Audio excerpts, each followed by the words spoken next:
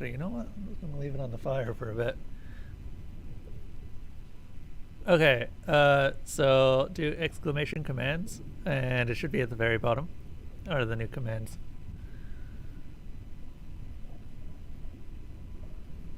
So yeah, as you can probably figure,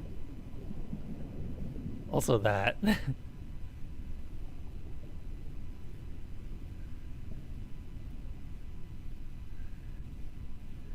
And remember, the community challenges use wood chips, not logs. So they use the other resource that we have. Oh, I lied at the same time. Do exclamation commands, and it just lists all of them. I think you're fine. I think you're good. Actually, hold up. It should work. I may have to refresh because there's a couple of things that I added recently that I may have forgotten to refresh to pop, but it's whatever. They're not like, they won't change any of the functionality. They're just nice to haves. So yeah, we're doing some more open sorcery. I think it's command options, isn't it? Or where is it? Yeah. It's one of the community challenges. Did it not work? The heck? Hold up. Bugs. No bugs happened. Hold up.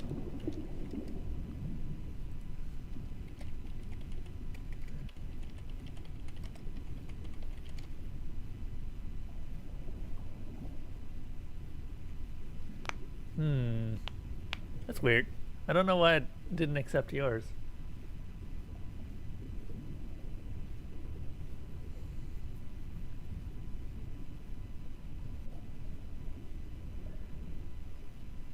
Well, I guess try the command once you figure out. Yeah, why is it not... Huh. That's weird. Why is it not accepting yours, but it is accepting mine? Yeah, that's definitely working for me.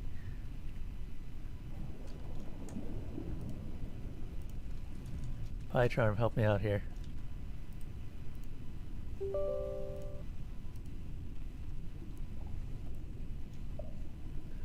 Bot only like... Well, I am the one who keeps adding parts to it, so... No one else is adding any parts or anything like that.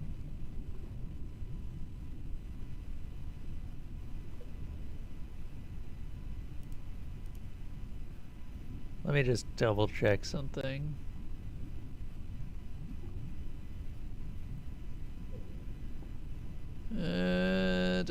Okay, here we are.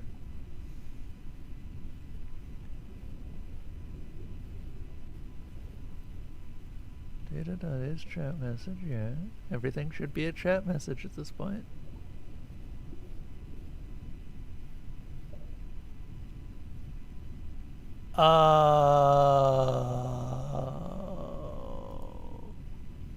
Hey, I figured out what it is. Hold up.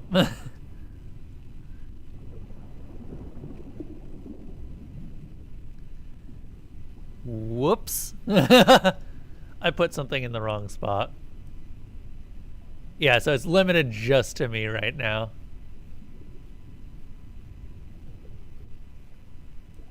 That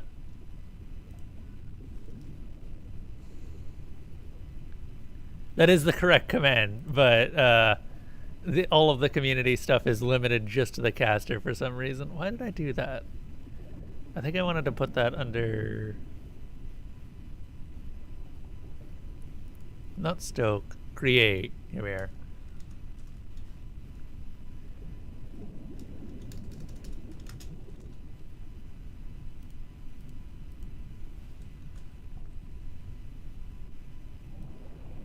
That should be the correct command now.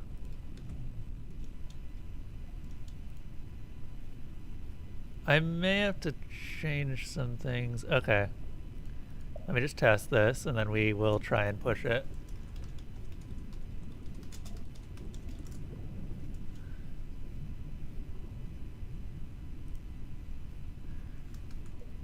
On the upside, I still had everything in here.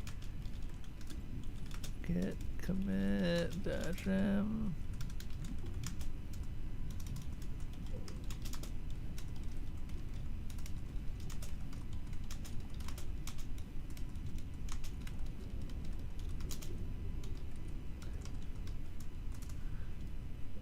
You're gonna have to do your Bioshock ads again.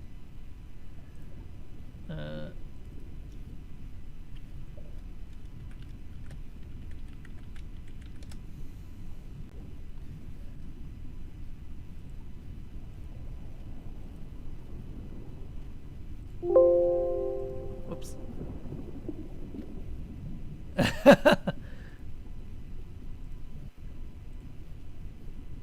Look at it this way. You don't have to wait since I'm refreshing the bot. So you get to add a little bit faster for one tick. Okay, we should be good to go. Try it now.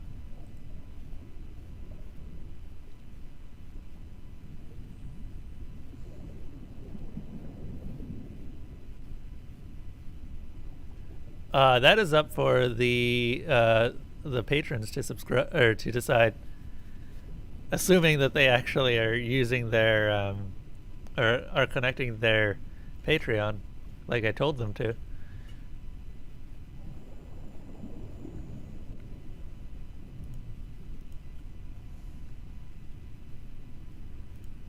I've already had someone suggest a durian, which I have no clue how to cook in any way, shape, or form. So that'll be interesting. I don't even know what a durian is like. I just know that it's a spiky fruit.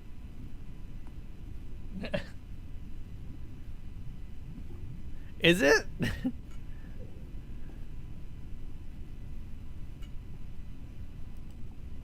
Hold up. We're gonna look this up.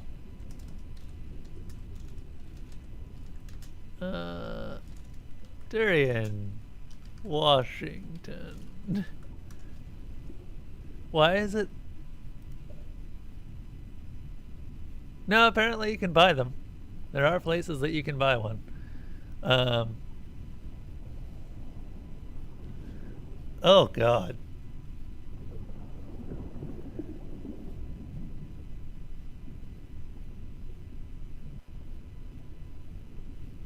Is it at least somewhat tasty? Is it just the smell that puts people off?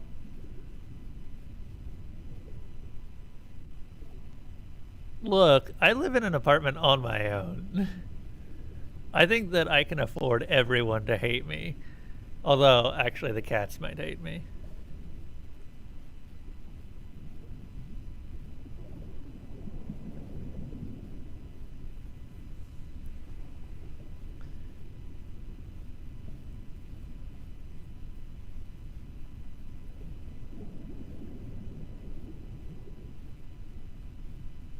You never learned to like it? Why did you eat it all the time then? Was it just something your parents gave to you?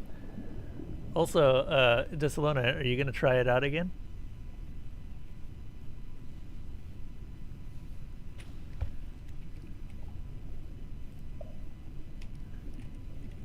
Community options.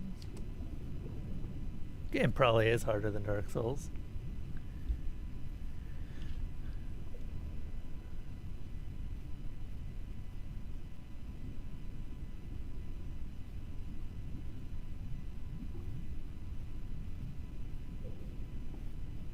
Oh, I think you've got to swap cooking stream and the number. And otherwise, I think you've got it correct.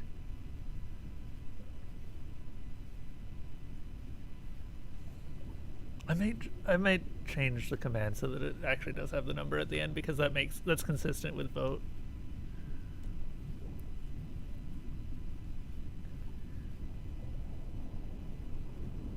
What the heck?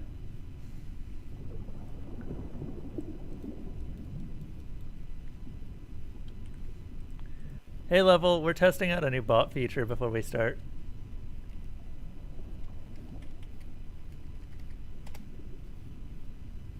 God damn it. You made me vote on the cooking stream. Rude.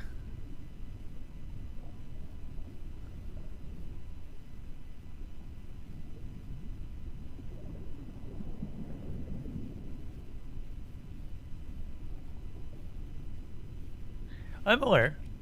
I'm aware.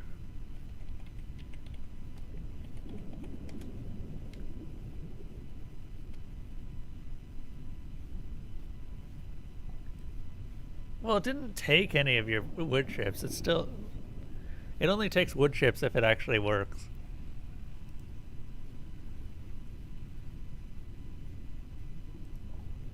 Also, for those who are here for Open Sorcery C++, we'll be starting in a moment. I just want to make sure that this feature works before we start. I do appreciate the patience. I do have it in the background, as you can probably hear. Just give me one moment. As with all new features, this might be a little bit bonkers. No script errors, so I think it's still just a permission issue? Did it not? Hold up. There's the Minecraft server. That's not what I want.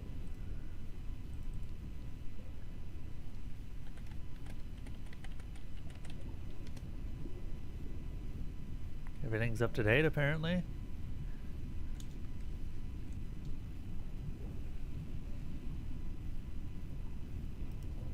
It's probably the motherboard. Could also just be ambient volume, honestly. I've got some of the settings turned up pretty high.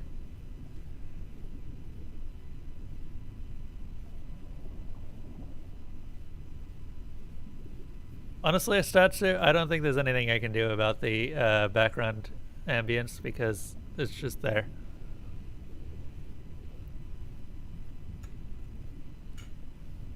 Like, I turn it down and everyone's like, oh no, I can't hear you. So, this is the best we got.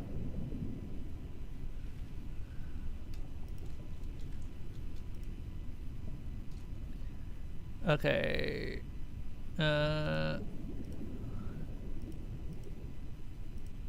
Let's see. I'm trying to figure out what else I can do here. Because create is the only one that has the caster limit now. Stoke should no longer have it.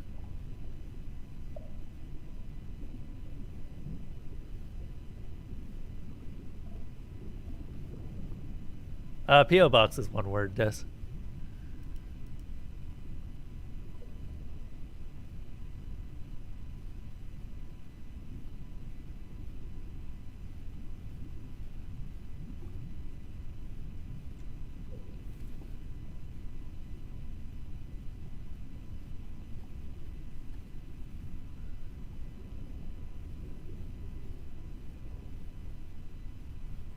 I'm just looking at this and trying to figure out what the heck is wrong now.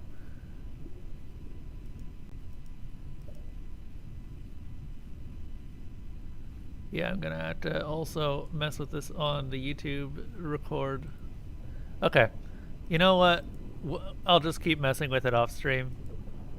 For now, I guess we're just gonna have to take it as broken, and I'll try it a little bit later, maybe tomorrow. Problem is that this is not a problem that's showing up for anyone else, or not for anyone else, for me when I'm testing it.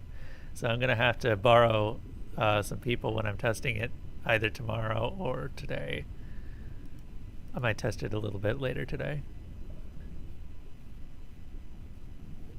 Oh, okay. Sometimes I forget to update stuff on the commands page.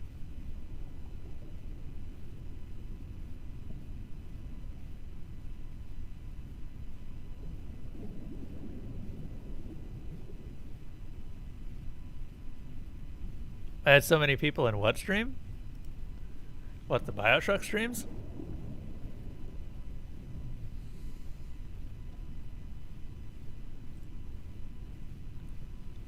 Okay. Are we ready?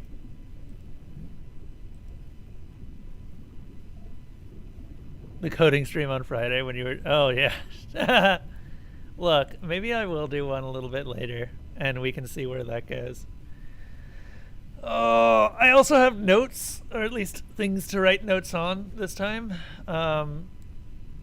So hopefully I can actually record some information. Hopefully. I also have Notepad++ on the other screen. I thought I had Notepad. Okay, I've got a Notepad. That's not surprising. All right, so last we ended up leaving off, we were talking to this Kappa. And he told us the proper method with which to approach his shrine. And oh god, why is it so complicated? My god, let me just talk to this guy again. Can you go over how to respect your shrine again? There are 3 things you must do. Honor the gate before you pass through it. Purify yourself at the basin. Pray at my shrine. At the gate, you must do one thing. You must offer respect once to the gate before passing through it.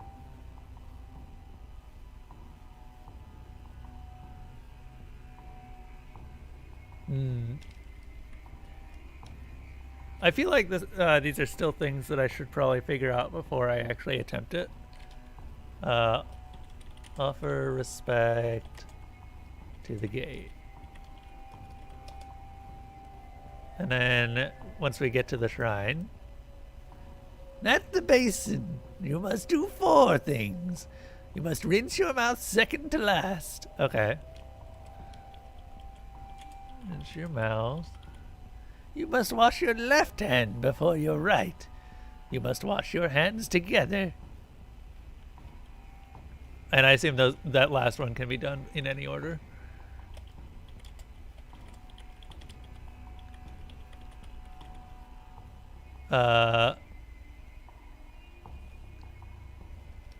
Rinse the ladle's handle.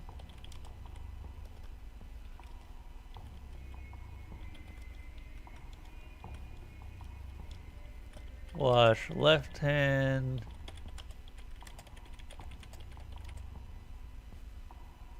I should definitely ask him to get the wheel for you. It's very good dialogue. Okay. No, that's fine, Paper. So the way that I view backseating is if it's not specifically telling me how, like, you should do this over and over again, then like once or twice is usually fine. Especially if it's like just Easter egg dialogue or just stuff that would be funny and easy to miss. I know that's probably there are definitely contradictory terms in there, but that's how I would usually describe it. I guess heavy backseating is what I try to avoid, where someone is just like, you should go here and then here and then here and then you talk to this one and then here and yes. Unless, of course, I ask for help, in which case that's fine. You know, now all of a sudden this game is making more sense. Huh. Wash both your hands together.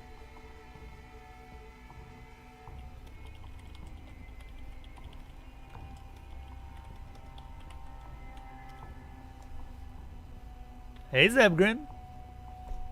What's up? Hey, Zebgrin, can you do exclamation community options?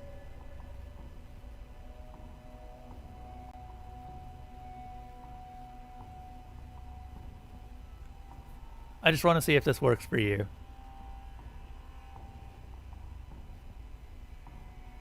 At the altar, you must do 7 things. Question for those who know: is bowing those twice in a row? Is each bow considered one of the things that we have to do?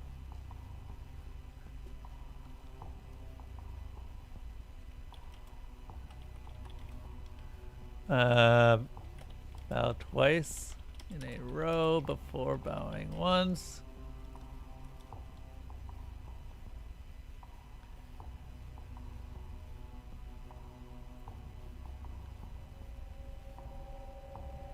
Okay, cool. So it's like bow, bow, something else, bow. You must clap after you leave an offering, and you must be separated by at least one other action. I don't have an offering, I just realized. Maybe I should go find an offering.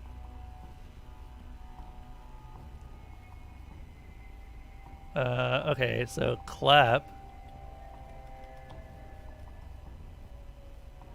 So we can do bow, bow, clap. No, leave offering.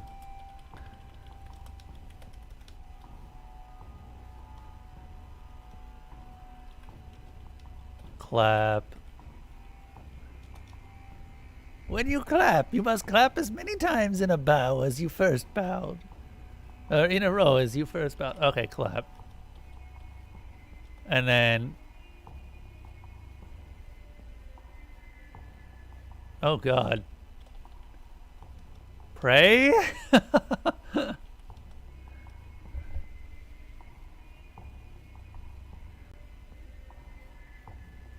Hey, Miss Mango Plays. I'm trying to figure out this puzzle real quick.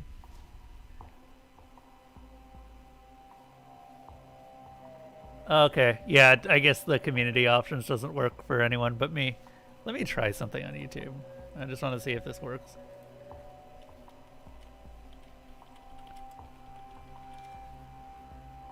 Oh, the bot's not connected on YouTube. Give me one moment. Try it again, Zeb.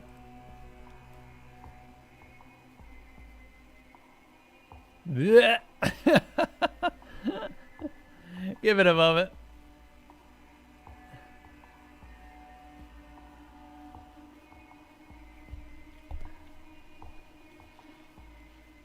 Yeah, try it again, Zeb.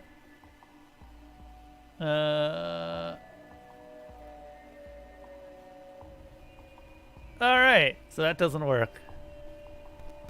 Good to know. Gonna lurk while you watch the thing? Alright, no problem. Sorry, we added a new feature between streams, and I wanted to see if it was working, and it most certainly is not. Just got home, just home from work and relaxing. Nice. For those who don't know, Miss Mango Plays is also another very good streamer who focuses on positivity and generally how to pace yourself and good life advice. Miss Mango, so Miss Mango Plays. Wait, I'm gonna do this on the Twitch one.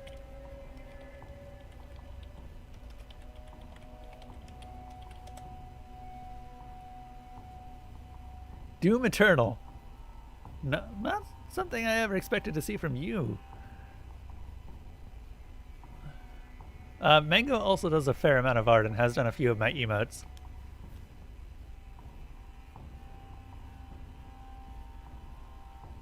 Okay, so I don't really understand how I'm going to pray.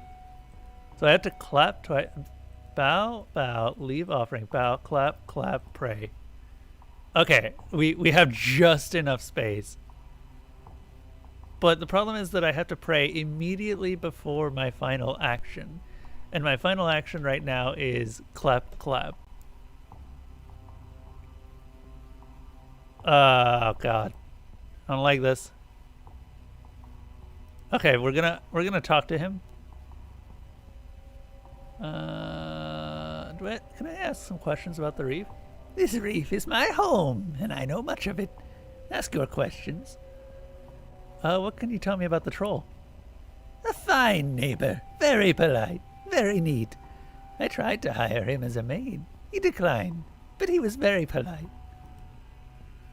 Do you know about the hungry ghost? She eats spirits. She does not trouble me. Sometimes we hunt together. She is polite, though. Polite enough. Can you tell me about the wildlife in the reef? Beware the squig in the coral cave. But know that it is confined to the darkness, so if you bring light, you will be safe. Also, do not fear the spine catfish by the pillar coral. She is a kitten.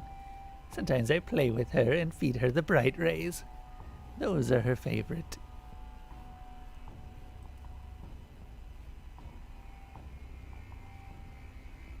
Ah.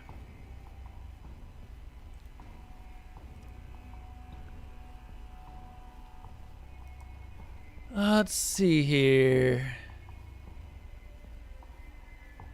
He already told me about the Grindylow. Can I not talk to him about... Hold up. Oh, I just realized I have to... I'm stuck in this conversation.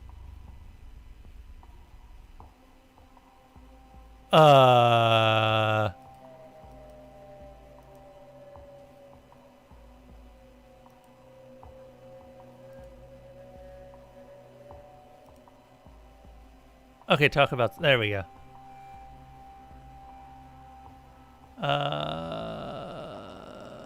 What can you tell me about this building? It is my home. It honors me. He spends a moment examining the half-derelict shrine. I need a maid. Are you looking for work? Who built it? Mortals. They built it for me, so that I would not drown them. And how did that work out for them? I did not drown those who pray at my shrine, as long as they show proper respect. I see.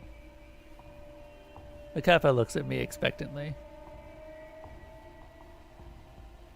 I don't know if I can actually ask it about getting the wheel for me.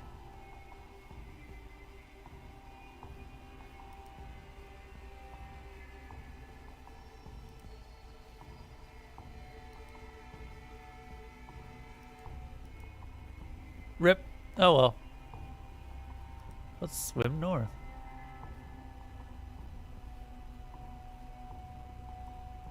Oh, I think I should have gotten a little bit closer. A large rock sits on the edge of the reef.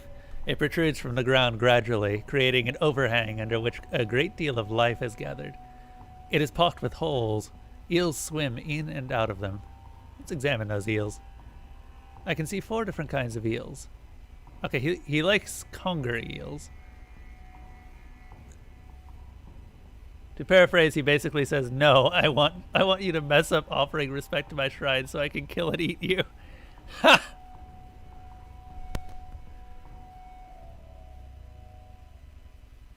Is it? Wow. Okay.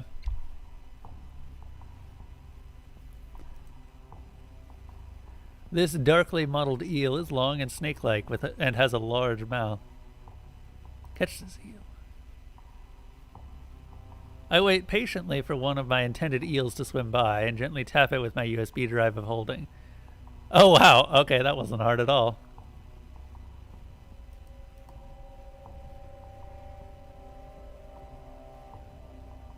Tiny eyes and no head fins. Conger eels are one of those eels that look kind of weird. Because they don't look anything like a moray eel or anything. By the way, moray eels are really cool.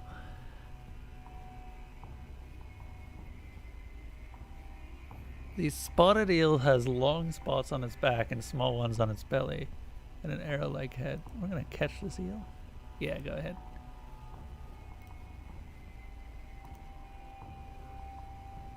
Search for a fish? Never mind. Let's examine that kappa. He's a bipedal turtle. There's an indent in his head surrounded by a monk's cut of hair. He's the size of a toddler. He would be adorable, but there's a gravity and sense of threat to him that somehow belies that.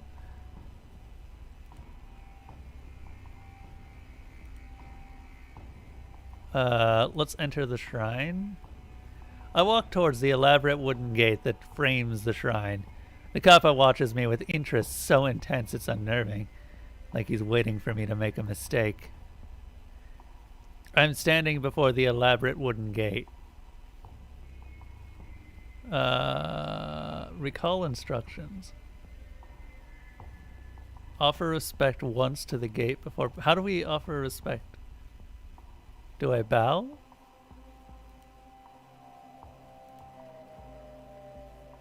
Go through. Sweet. I am in front of the shrine. Besides the shrine is a basin of water. Alright, I already had this one worked out. This is... Recall instructions. Rinse your mouth second to last.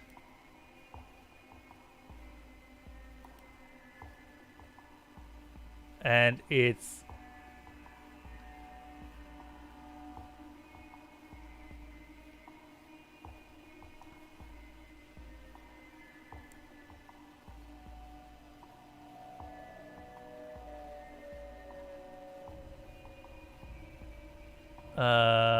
rinse left hand,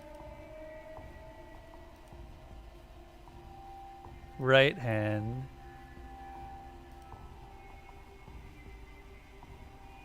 rinse my mouth,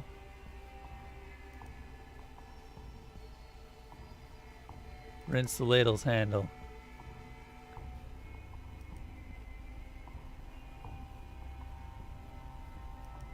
Leave the basin.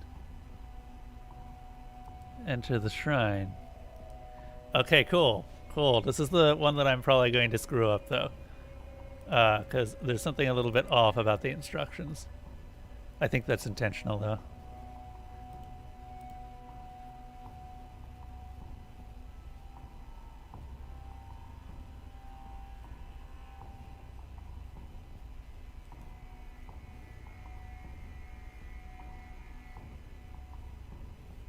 We've come so far from a simple string of code.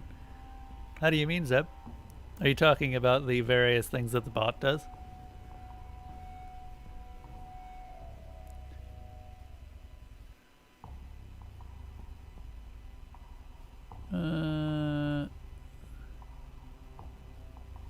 Let's see here.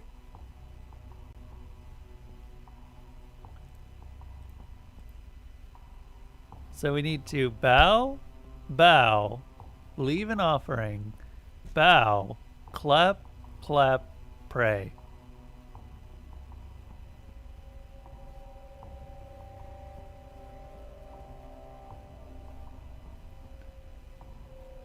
There's also a statue.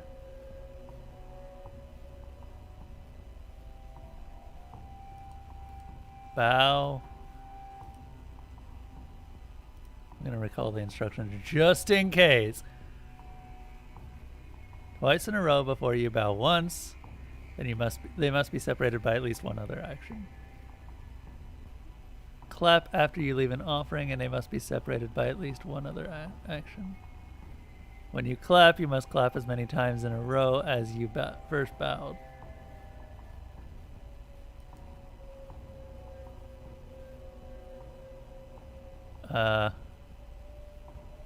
Bow. Put a mode in the box. I don't know what mode I'm going to go with. Death.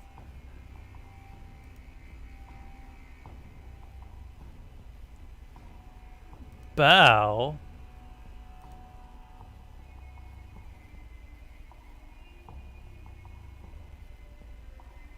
Clap. Clap. And then pray.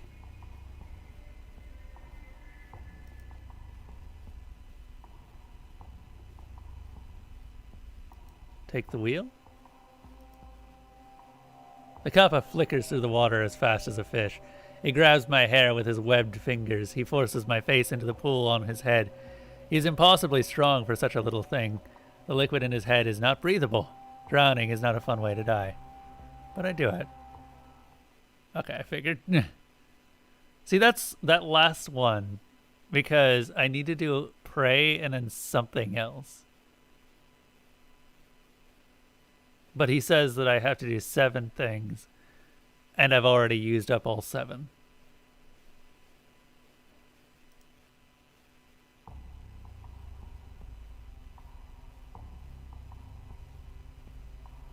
Let's go ahead and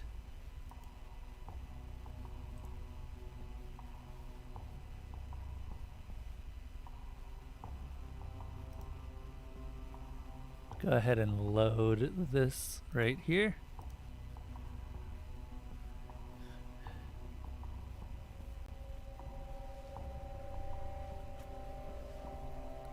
So we were almost good to go. Bow. Bow.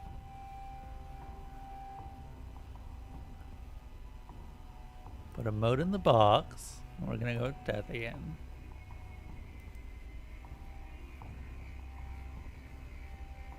I also just noticed there's an attempt to bribe the Kappa part. Bow.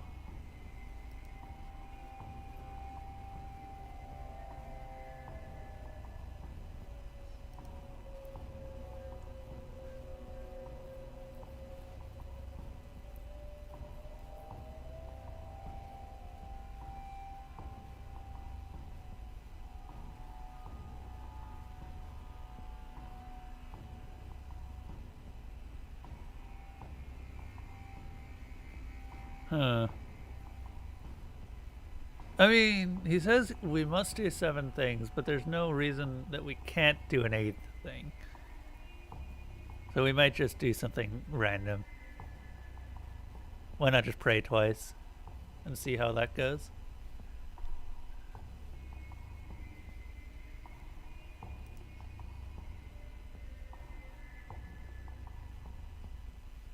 So clap. Clap. Pray.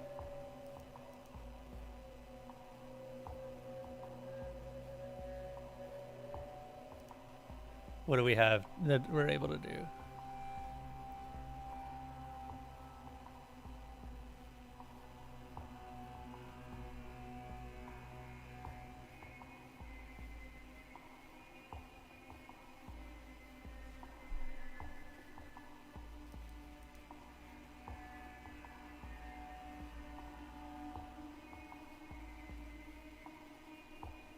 Bow?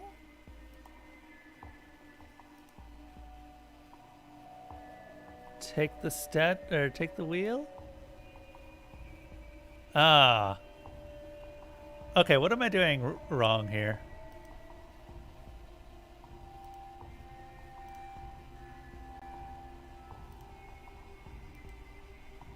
Because I'm doing 8 things, but the way that he describes everything, I cannot do this.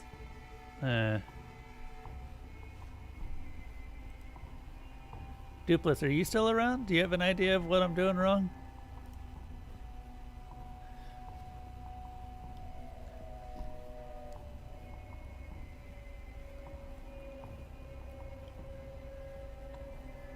Yeah, go ahead.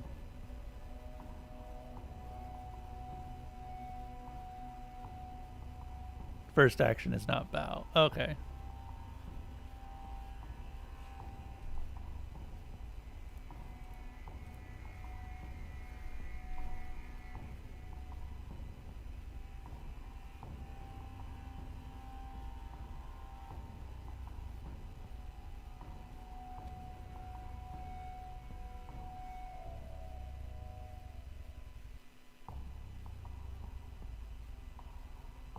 Hold up.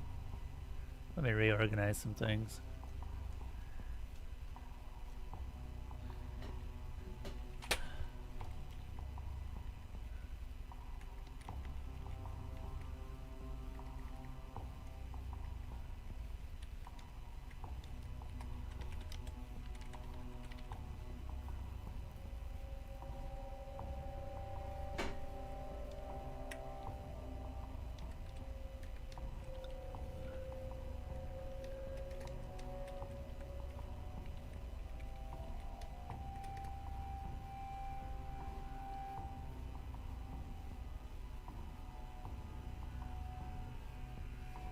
Oh, I see. We can end with a bow.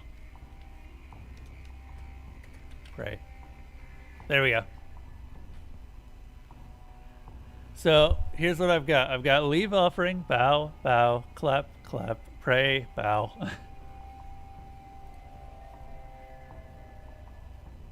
Got some. You're awake? Are you sure, Malarthy?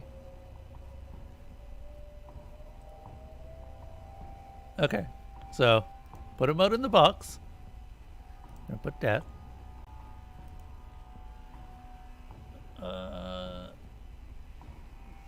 Bow. Has anyone ever really thought about how weird the word bow is? It's bow. Bow wow.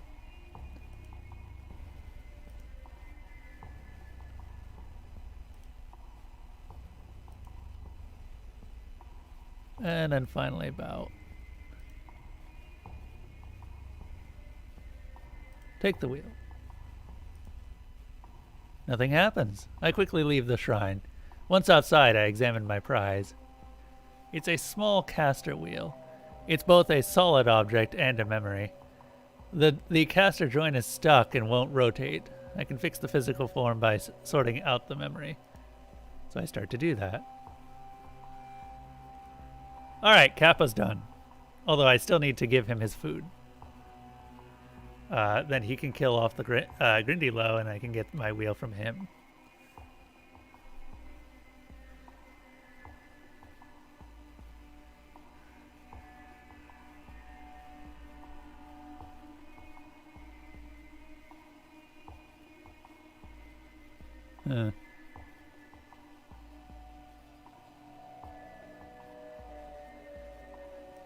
Blue LEDs.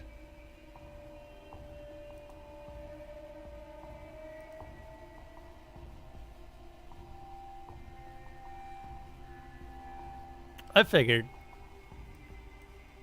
But which one is the best way?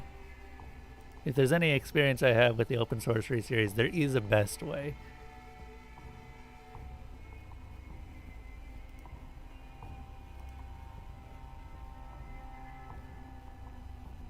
Let's see. Hopper got me a seat cushion with a rabbit on it. Okay.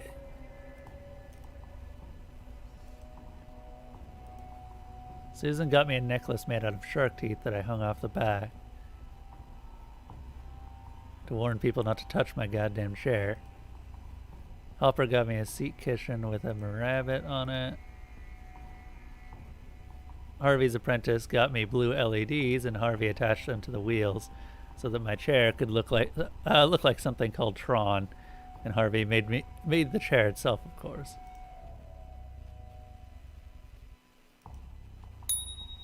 Hey, discovered a part of the spell Dream.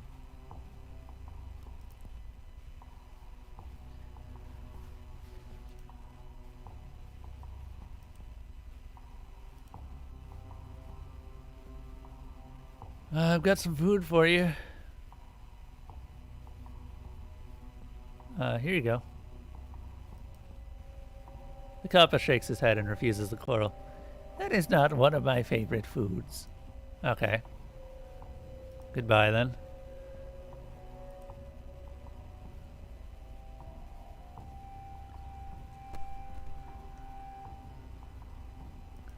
Maybe more? Maybe more. Talk to the Kappa. Can I show him the eel? Okay, it's not that one.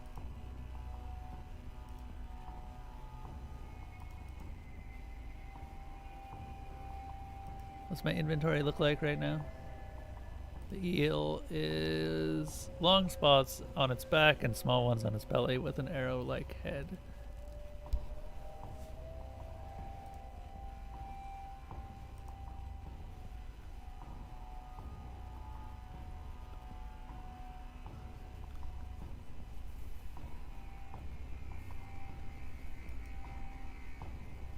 Yeah, but that's because I wasn't showing him respect or anything. He probably would have murdered me if it was disrespectful or impolite.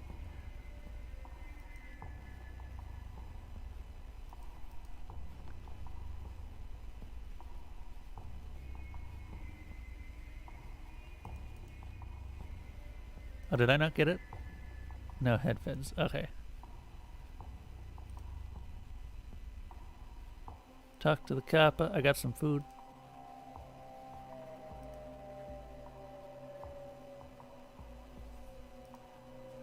Okay. We don't really have any idea of what a conger eel looks like. Conger eels are real eels too. They're supposed to be really big.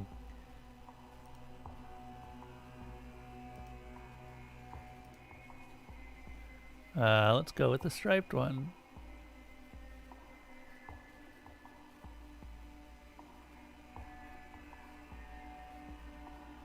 Yeah, the number of corals is high, and he only specifies it as blooming coral.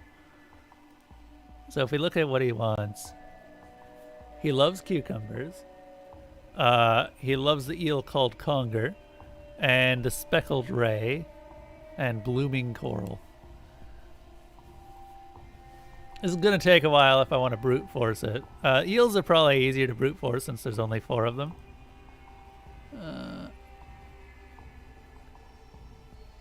What have I currently got? Snake-like eel has tiny eyes and no head fins. Okay, so this isn't the striped one.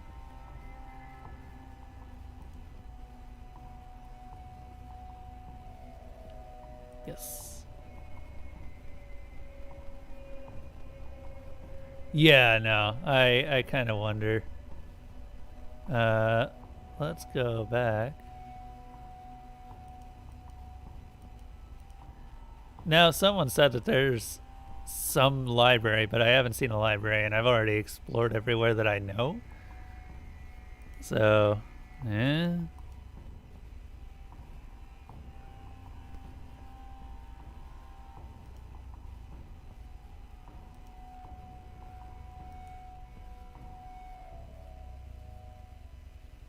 The kappa opens his mouth wide and slides the entire massive eel down his throat. He licks his beak. That was a wonderful eel. I can taste the stripes. Fantastic. So we know that's the correct one.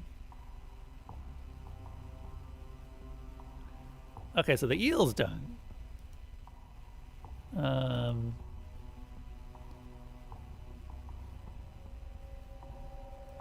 Throw something to the tendrils. Apply nothing.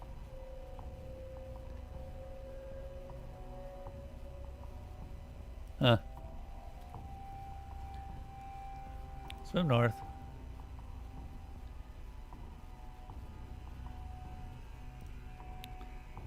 Brown coral, green coral, brown coral, pink.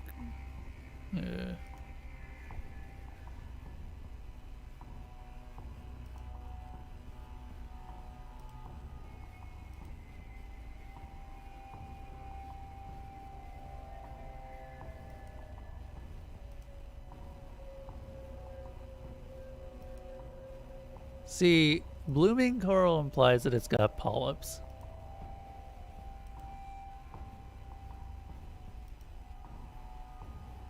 But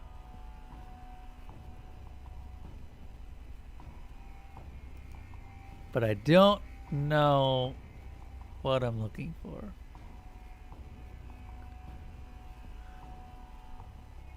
Or sorry, it's like it's got little feathery bits.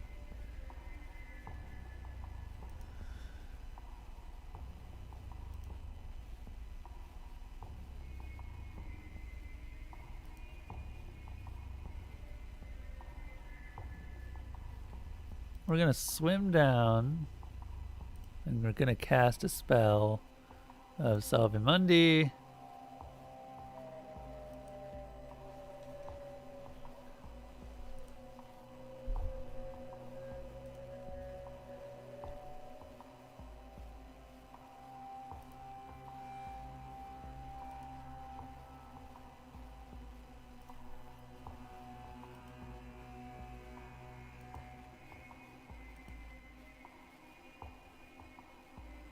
Tiny, oh hey, we can pick that one.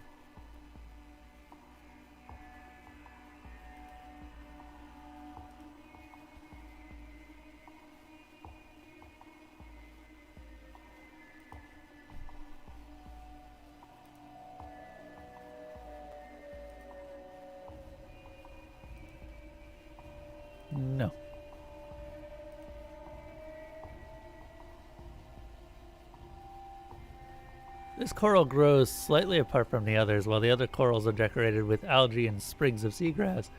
The plants near this coral are stunted and sickly. Poisonous. Interesting.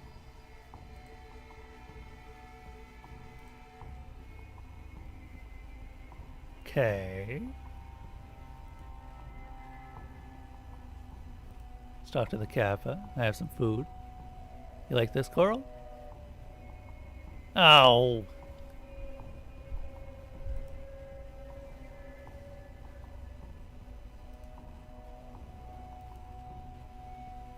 Rude. Let's swim south again. Pillars of coral thrust up from the reef floor in columns. What looks like a massive catfish, whose whiskers are like spikes, roots around the pillars of coral, hunting for prey. Manta rays swim back and forth over the seafloor here. Let's examine those rays. He said that he liked speckled rays. Apparently, most rays are black. A dark black ray with a long triangular fin with rounded ends.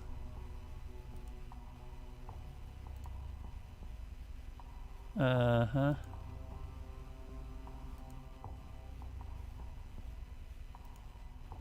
Pale spots. That might be it.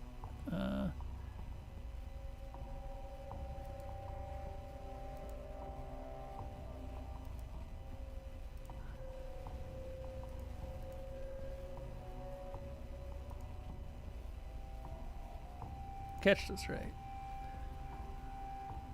Okay. Let's examine the catfish. She looks like a massive catfish with a cluster of spikes instead of whiskers around her nose and chin. She also has a mane of thick black tendrils. Based on how her mane probes the ground curiously, I think they might actually be arms, like you find near the mouth of a squid. She is searching around the pillar coral.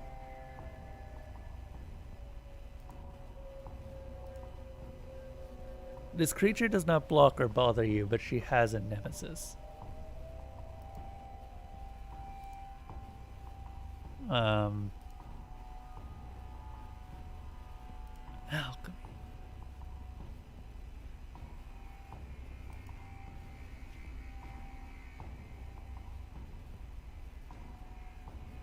Did I?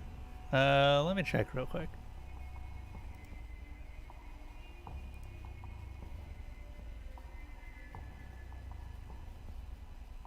He said that he likes speckled rays.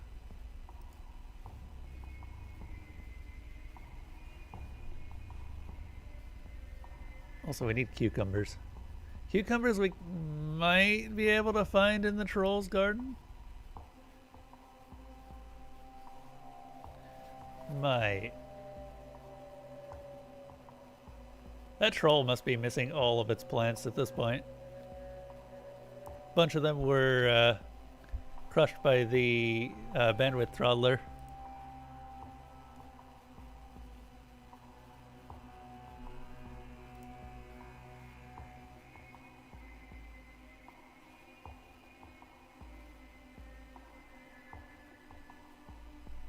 Huh.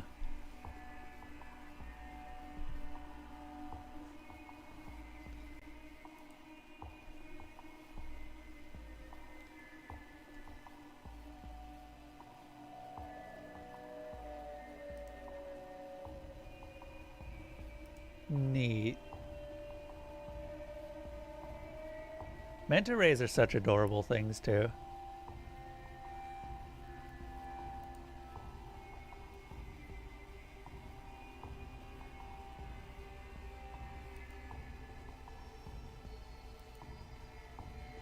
Wait, what? Shipwreck? Hold up, this wasn't here before. Or no, okay, this is a different route that I just took. You wonder if the Kappa takes offense to being poisoned? Would it be too weak to kill you, though? Kappas are water demons, so I doubt it. A classic galleon has planted itself on the rocky base of the Guyot. Its hull is shattered, and coral grows freely between its broken planks. what looks like a merpig is patrolling self-importantly back and forth in front of the ship.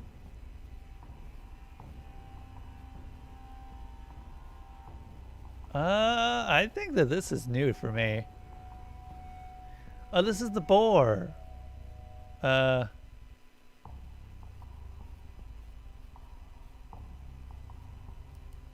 assume that the pig will attack me and I can't examine it. This is new too. I'm in a field of sea anemones. The way south is choked with seaweed. They are as lovely and varied as wildflowers. There are ones with slender long arms of violet. There are squat, fat ones bursting with pink. There are pale white ones that look like clusters of ghost fingers. How funny that they are all predators. Not of me though, so I don't mind them.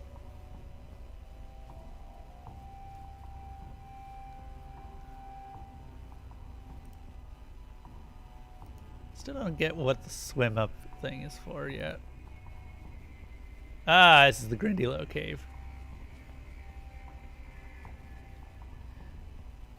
I smell this space before I see it. It smells like rot and blood and filth. It is strange to encounter a space so disgusting underwater. It is an accomplishment to encounter a space so disgusting underwater. I'm in front of a cave. The entrance is strewn with a variety of corpses. It smells appalling. Corpses decorated from outside of the cave, or decorate the outside of the cave. They seem to have been intentionally strewn. Intestine garlands, sprinkled rib bits. It looks and smells like a celebration of violent death. Yeah, that sounds like a Grindylow. I examine one of the corpses in particular. This corpse looks like a giant lobster, but colored pale white. Take this corpse. I start to take the corpse. As if called by a disturbance to the carnage, the Grindylow emerges. The Grindylow has mottled green skin. It has long, long arms. It has long, long fingers with too many knuckles. Its wide mouth is filled with a jumbled mess of broken teeth, random as shattered glass. Death. Oh, damn it. I gave one death to the Kappa.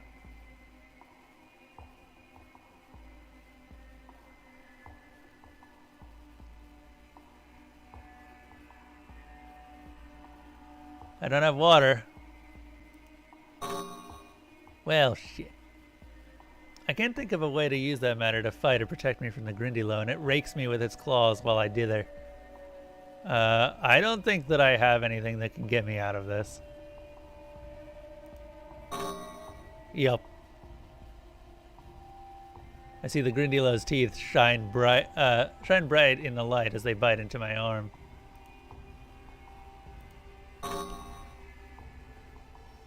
Yep. I don't think that I can get out of this.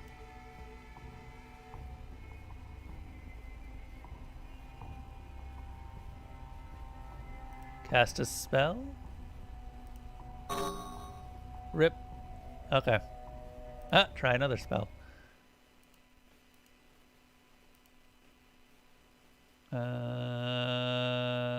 I guess quick save would probably be the last one.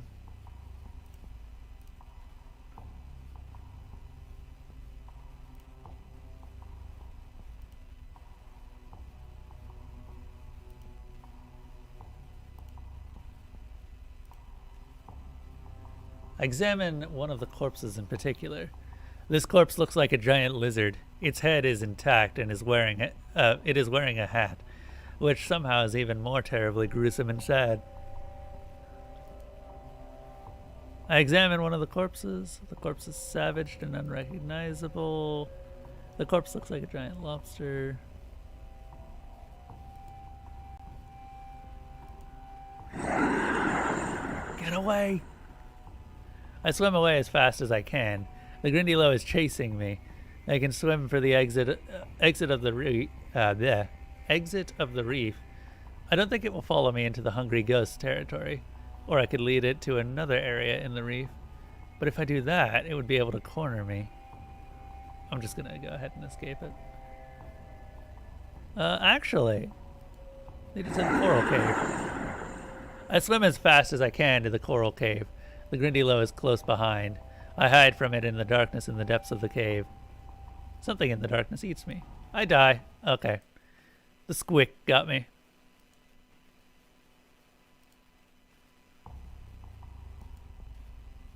I guess I can't cast the spell first. Or maybe I can.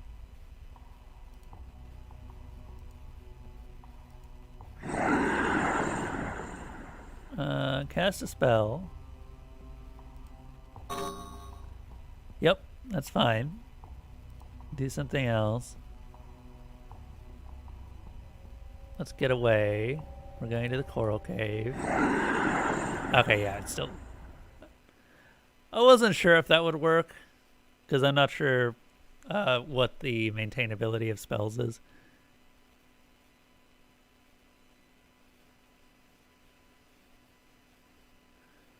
If you scare the squick off with Salvamundi, the Grindylow will then know where to eat you. Ah, fair.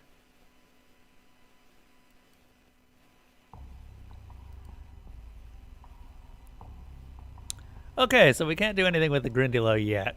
Actually, maybe we can. Let's enter the cave and try to talk to it. The Grindylow smiles with its shattered teeth. The Grindylow reaches towards me with long, long arms. Okay, yeah, no, we can't. Let's go to the pillar coral. The catfish hisses and runs away. The Grindylow corners me by the coral and kills me. Gotcha.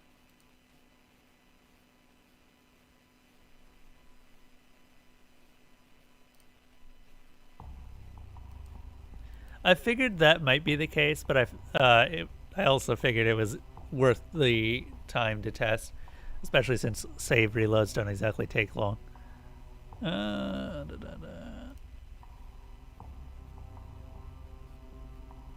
Look at a particular corpse. Take this corpse.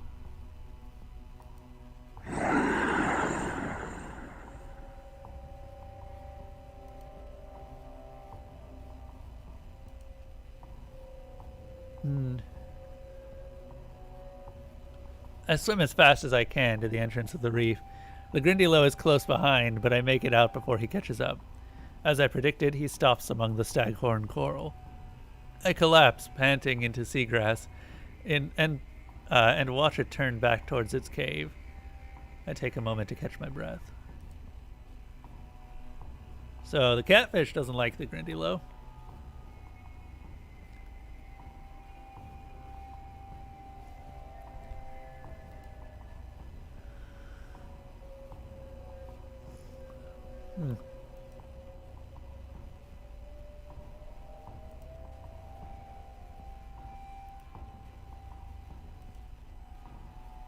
Okay. Question for those who know. What am I... A library was mentioned earlier. How can I find... Or can I get to that library right now? Or do I have to finish this area without it?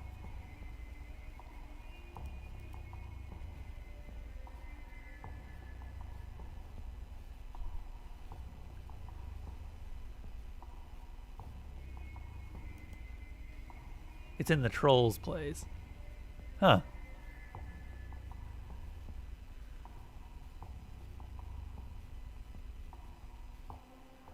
Interesting. Maybe I missed it when I was in there earlier. Try this. Yep, that was the correct ray.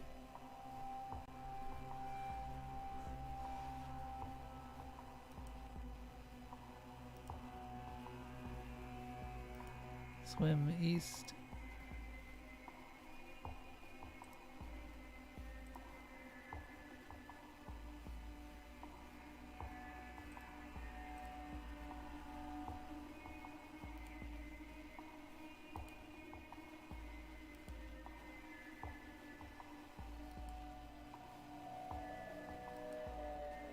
We're gonna wait and listen for a while to see Okay. We're just gonna keep waiting and listening. Actually, we're going to break his garden real quick.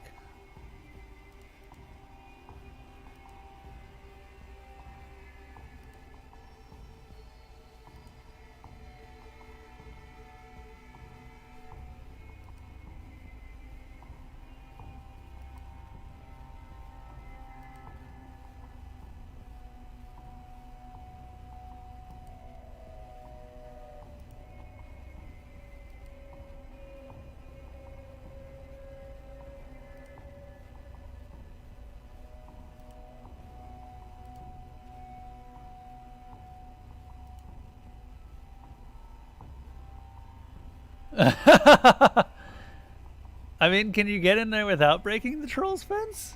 I don't think you can. I might be wrong.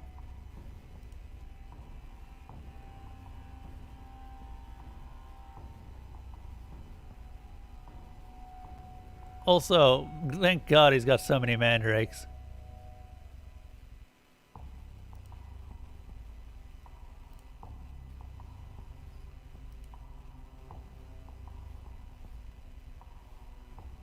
Oh, really? You know what? Whatever. It slows him down. Okay.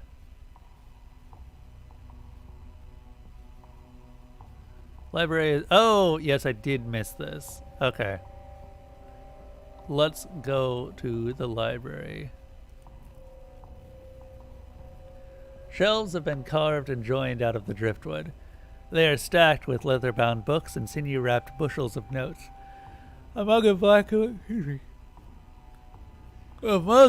liquid sits on a coaster on one of the tables. On a shelf is a silver cage that contains a golden bird. The bird has a brass water trough and a copper seed dish. She's eating diamonds. She regards me curiously. The bird coos a tune as lovely as a music box, complete with a slightly tinny quality. It is as beautiful as it is completely incomprehensible.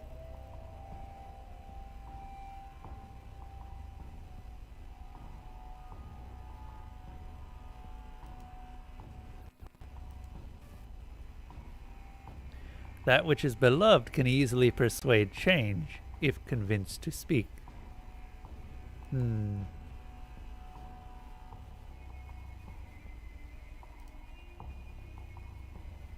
Okay.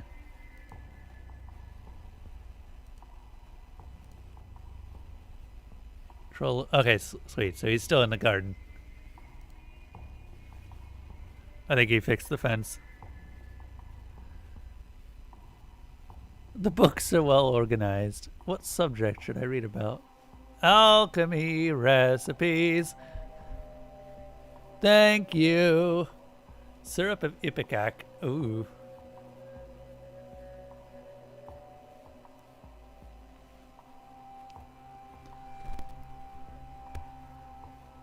Henbane dipped in a pitcher plant.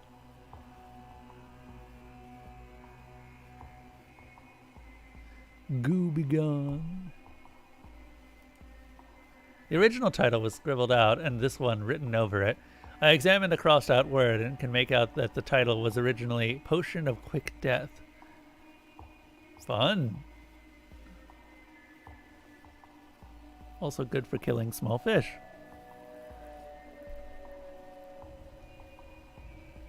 Too spicy. Reasonably spicy. Also good for killing big fish. The original title was scribbled out, and this one written over it. I examined the crossed out words and can make out that the title was originally The Potion of Slow Death.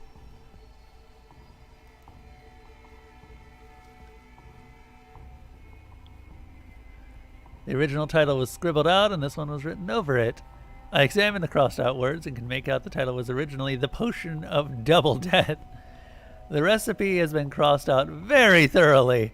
One note has been left at the end. Too spicy. I suppose when you have regeneration as strong as a troll, maybe death potions don't quite kill you.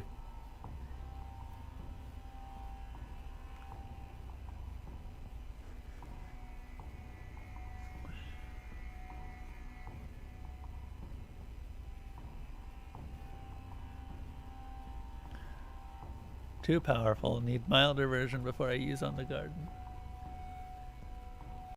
Way too spicy.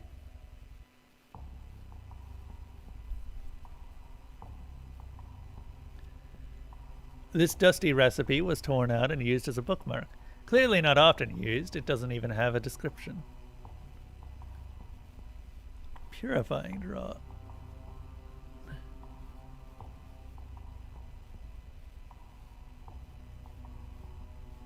Huh.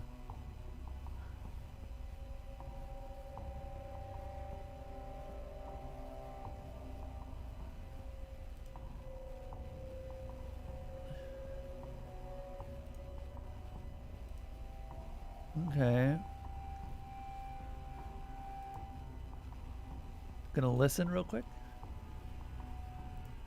We're gonna cast a spell. Sweet.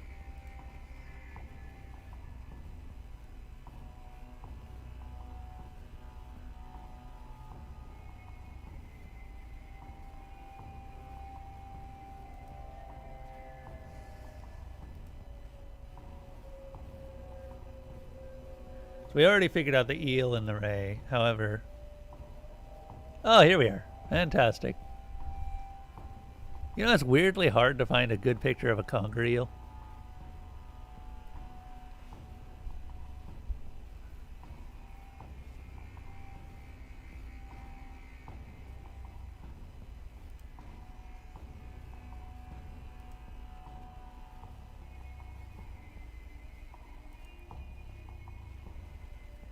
Hey.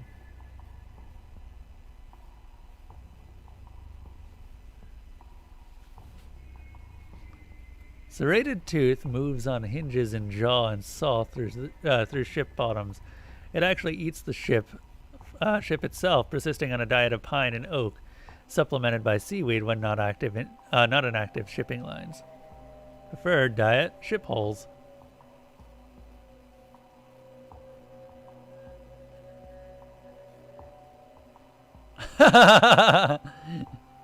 Evil whale, like a whale, but evil. Preferred diet: squick. Interesting. I wonder if I can convince it to, or convince the squick to leave the cave.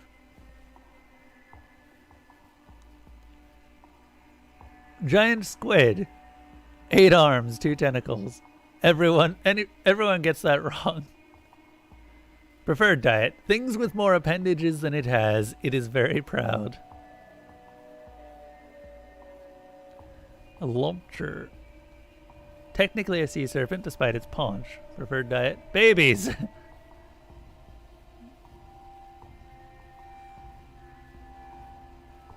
Classic serpent. Likes nesting in corners of the map. Not picky. Murmurpagir. A mottled giant that looks like it is made of many different kinds of monsters crushed together, constantly warping and adapting. Preferred diet: money. Also, the banfish. Swallows prey whole. Has stomach and... has stomach and pre-stomach, where sometimes stores ingested prey instead of eating them. It will take them to different locations in the web and vomit them out. Preferred diet: offensive things. Enjoys preventing other predators from catching their prey.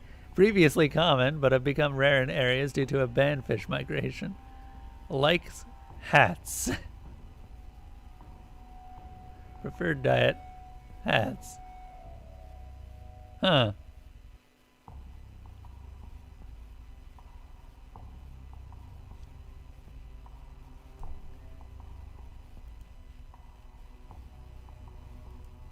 Okay, let's take a look at where the troll is.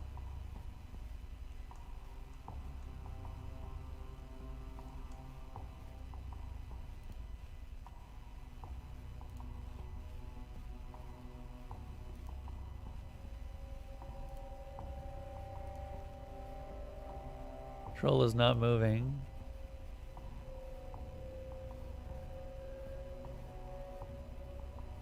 Examine that bug.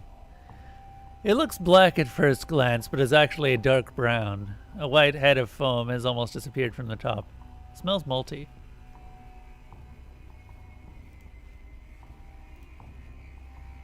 Purity poisons. A creature who drinks poison. A ruthless answer. I can kill the troll with purity. Huh.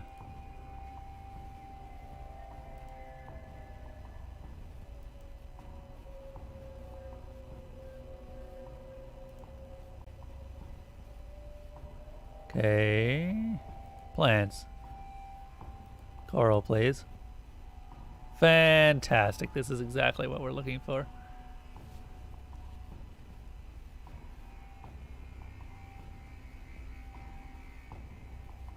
Blooming coral is number 11 on here.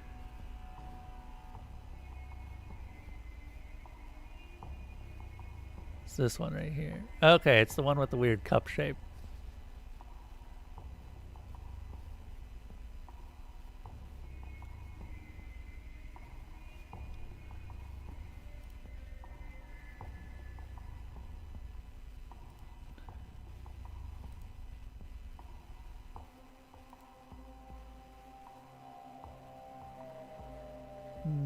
Cast a spell.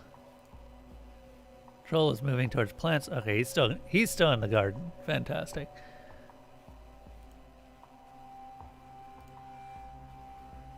I'm gonna find all of these.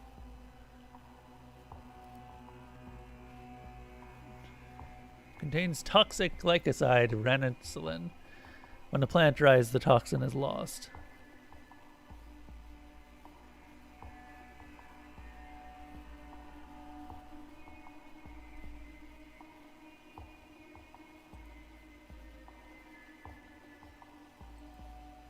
Wow.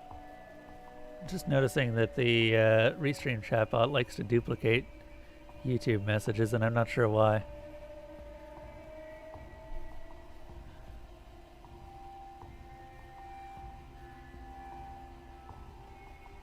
Deadly Nightshade, classic, standard for every cook's cupboard.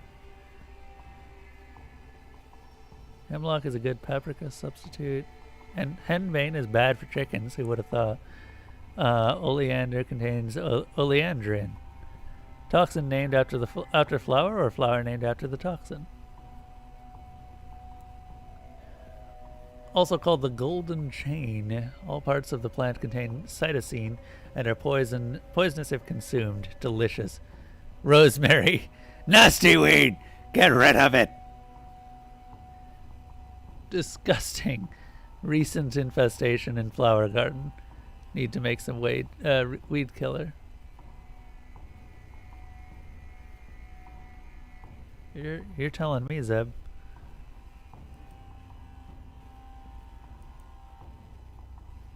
Okay, he should be coming back pretty soon here.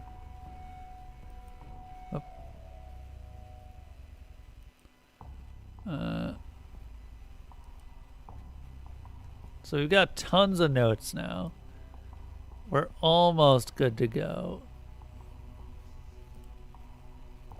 Oh, we can look at the pictures too.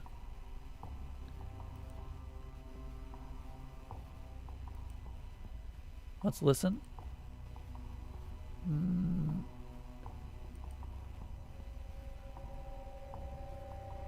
Cast Omni again. Troll is not moving. I think he's still in the garden. Man, the troll's being real good about sticking to his garden. Plants. Vegetables.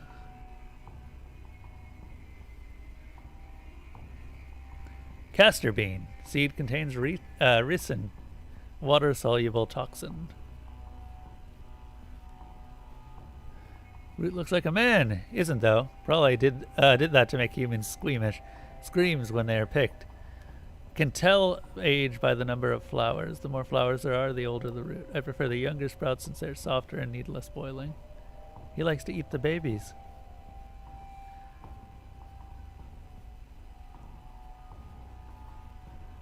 Clever plant. Eats bugs. Attract them and make them drown in nectar. Aquatic version needs to be poisonous due to the lack of a drownable prey.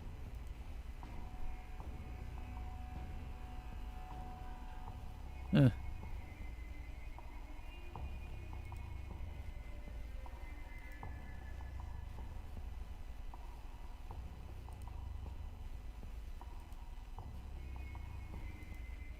Okay, cast Omni again. Troll is not moving.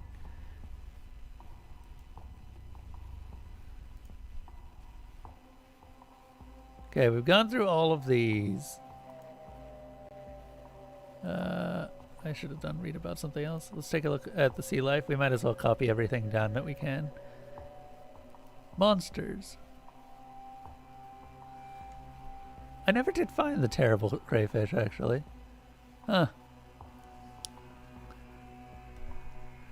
The terrible crayfish became very large and transitioned from freshwater to saltwater. Ancestral memory of bisques and etouffees. Extremely vengeful against humans. Huh.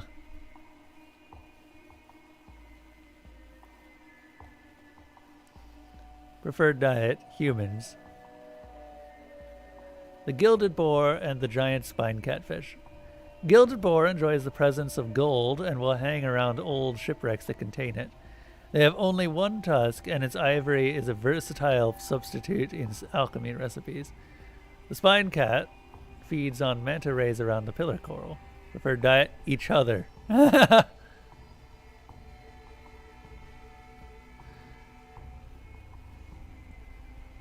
Squick drags prey into its head and traps it in a waking half nightmare where its prey is half asleep, experiencing its own worst nightmare, and half awake to the fact that it is being digested and flensed alive by the squick's stomach acid and barbed tendrils.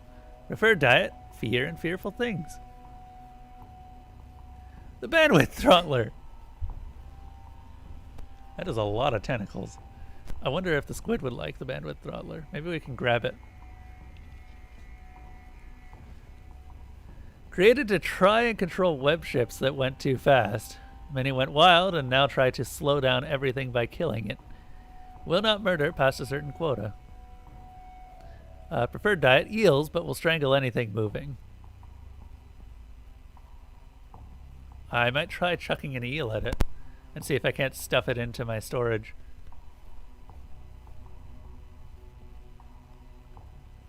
Lure prey with glowing advertisements. Lives near bone coral. Relative of the lanternfish. Can grow very big.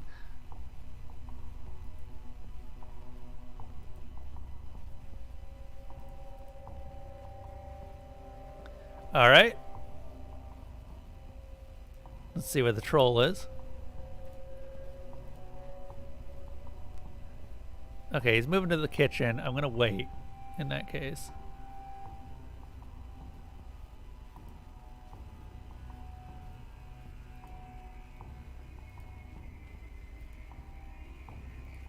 We couldn't get all the information, but we got most of it.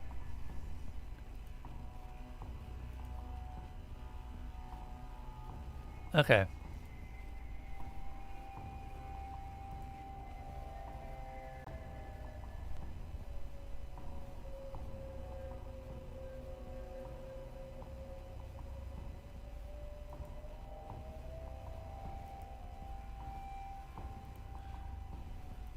I'm gonna go get an eel.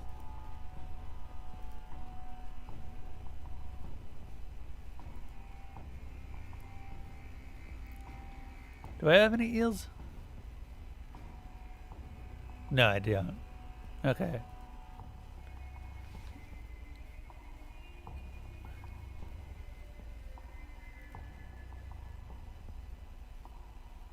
I don't think it really specified getting any specific eels. So we're just gonna go ahead and do this. Throw something to the tendrils. There you go. Nah, go ahead. I toss the eel up towards the passive creature. The tendrils reach out and catch the eel. They throttle it, squeeze it into an unrecognizable crumpled mess. Then they pull it into the pentagonal body. Might need to... Jesus, Restream bot. What the fuck?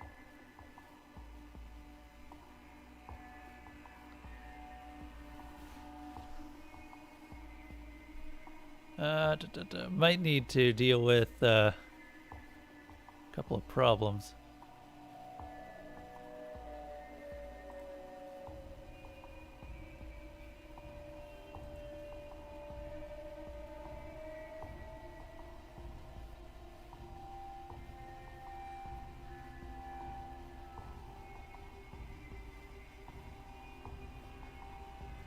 Yeah, Restream bot is constantly retransmitting anything that Zeb says. That's annoying.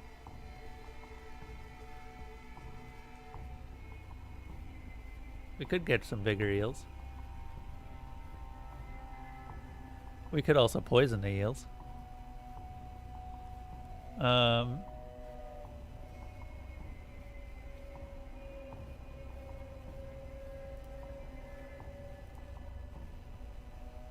Okay, hold up. We need the blooming coral, which is this one. It is a yellowish coral, it looks like.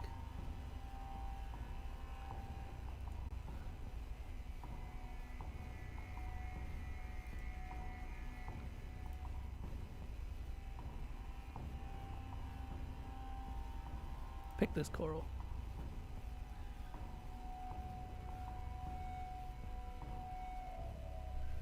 Yes.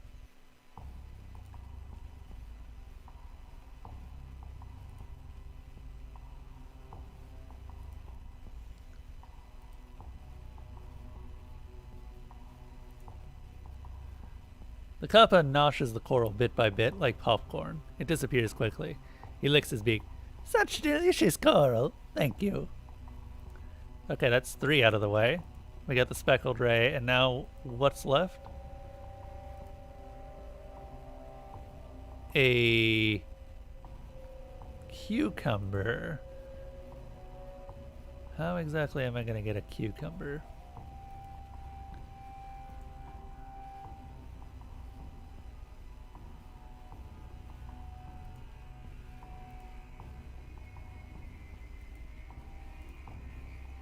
The lion and the unicorn were fighting for the crown. The lion beat the unicorn all around the town.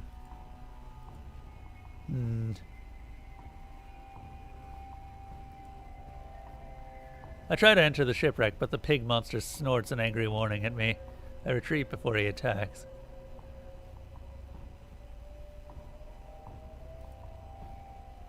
I peel off some of the wooden boards that make up the ship's hull and put them in the USB drive of holding. The merpig watches me suspiciously, but doesn't interfere with me. Interesting.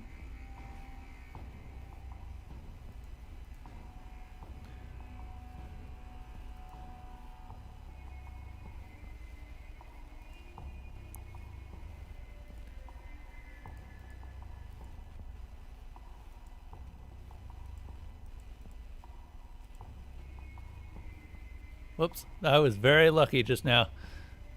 If the troll was here, he would have just killed me.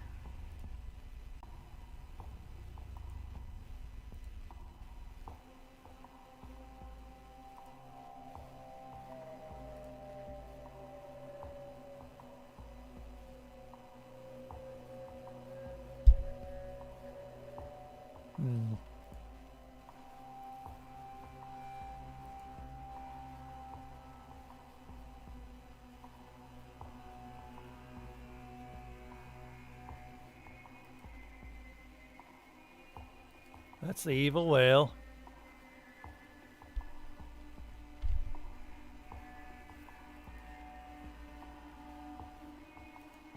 Come on.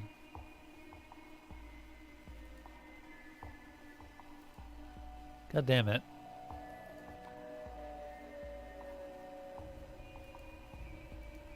I wish that this was not random.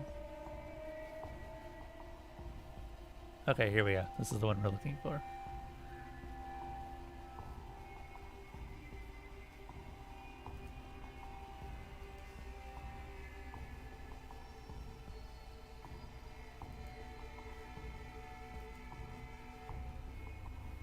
Fish.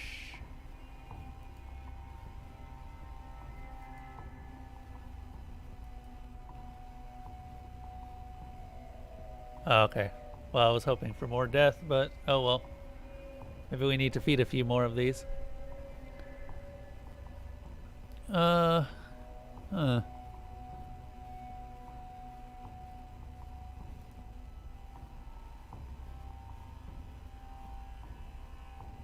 Wait, one of them liked ship hole, right?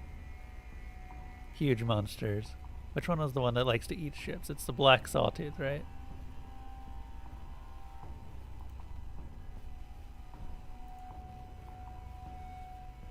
Look out at the sea monsters.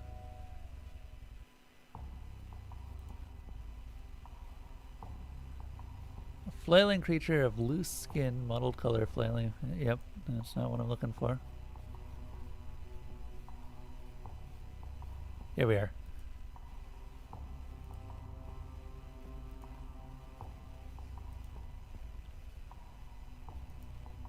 Alright, let's fish. I turn the crank. The mounted hook extends, rotating forward like a crane, sections lengthening and unfolding to reach out into the water beyond the pier. There is no catch. Okay, yeah. The nearby sea monster is extremely interested in the bait and swims closer. The black, dragonish creature devours the bait, biting down hard on the hook in the process. The broad, dull hook does not catch it, but motes of death are scraped out of its mouth. I gain 1 death. Sweet, that's enough to kill one.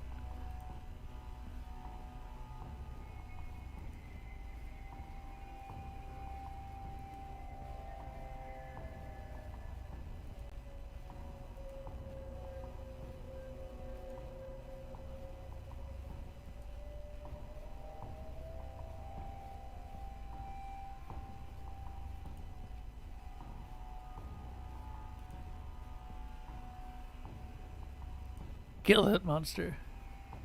The serpent is a huge monster, but death is death. I split its corpse open looking for my wheel. I find it. This is one of the large wheels. It's both a solid object and a memory. The spokes have been mangled by the sea monster's teeth. I can fix the physical form by sorting out the memory. So I start to do that.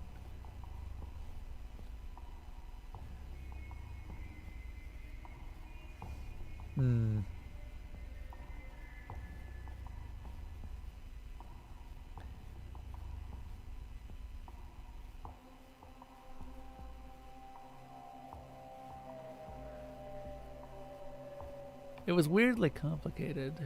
Let's see.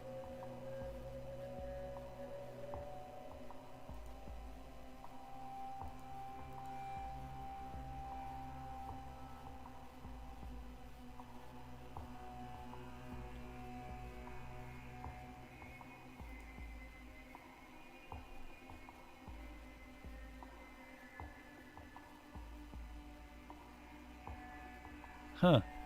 I think this is correct. I remember going to the corner store by myself for the first time after leaving the hospital. It was weirdly complicated, but damned if I didn't do it on my own. When I got home, my arms ached with victory. Another part.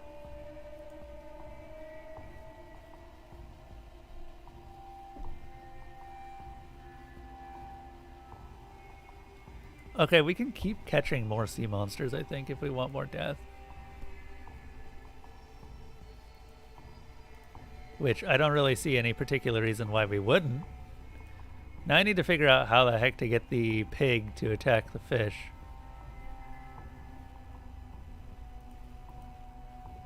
Because the spine fish is apparently much tougher than the pig.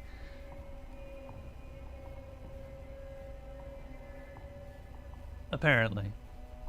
I'm actually not sure. We can also kill the troll if I really want to. He's a good person, though. He doesn't need to die. Hold up. Let's take a look at the troll's vegetable garden. Is there anything that looks remotely like a cucumber?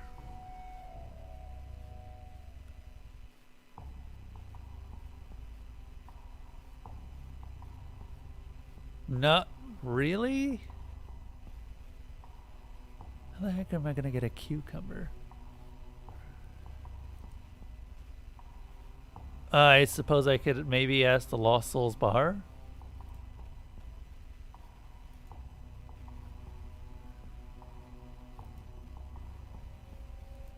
Hmm.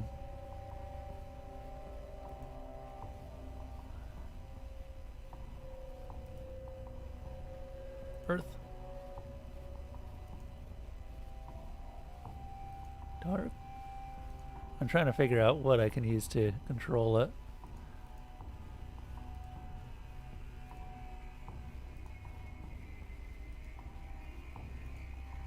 Yeah. I think that order would have been a good bet. The title is... Oh, did I forget a... Hold up. 1 second.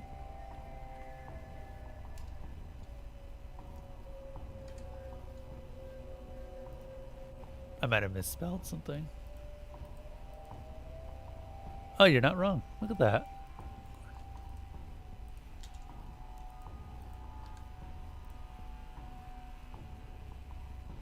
Cool. Thank you for telling me that.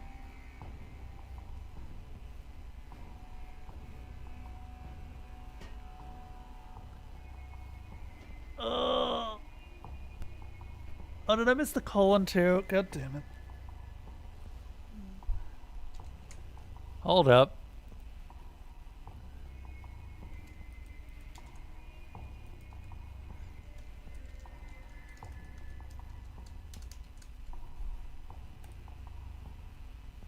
There we go. Much better. So I don't think that I have the motive that the pig would be would be interested in. What I was thinking was trying to get the pig to follow me. Looking at the Kappa list, this is the only one that we still have. We've given it the speckled ray, the eel, the blooming coral, the cucumber, yeah, just everything except the cucumber. And I need to figure out... The other thing is I'm not sure how we can incapacitate the squick.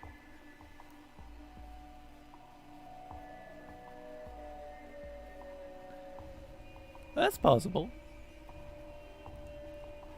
The kitten fish, I think he calls it.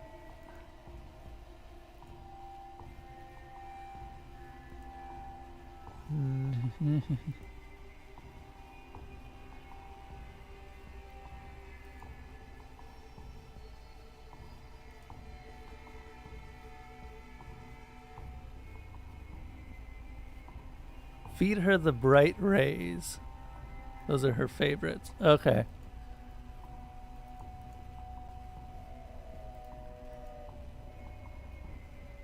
Examine the rays. Pick this. Catch this.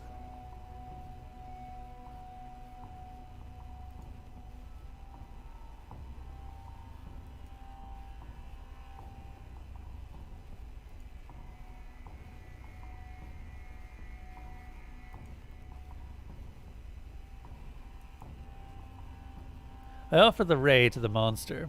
Her eyes light up and she swims towards me. I toss the yellow ray to her. She devours it enthusiastically. She swims over to me and examining me with curious eyes, a mane waving inquisitively, hoping for more food. Okay. We are going to take her to the shipwreck. When she catches sight of the pig monster, she stops abruptly. She barks. The tendrils of her mane lash. The spines on her face prickle out in a violent display. The hog monster sees this, emits a terrible grunting roar and charges. The battle is bloody and leaves no survivors. The hog monster has been killed by poisonous spines, protruding at ugly angles from his face and neck. The catfish creature has been gored, and her organs leak out her... Aww! Aww! I wanted... Oh.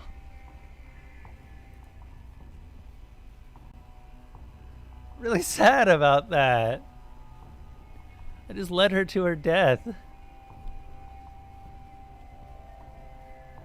Oh, I feel really bad about that. Okay, well, let's take a look at the corpse. Again, the spiraled tusk.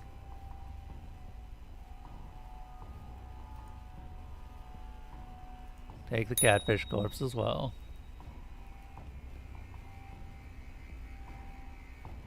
Let's enter the ship. The inside of the ship is broken down and algae caked.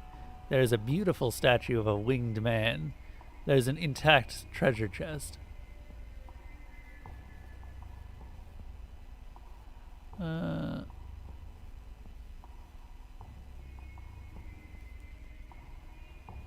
examine the statue. When I look at it from one perspective, it looks like a man with wings. When I move slightly and look at it from another angle, it looks like a huge, beautiful horse. I'm not certain how the artist managed that. There's a plaque on its base.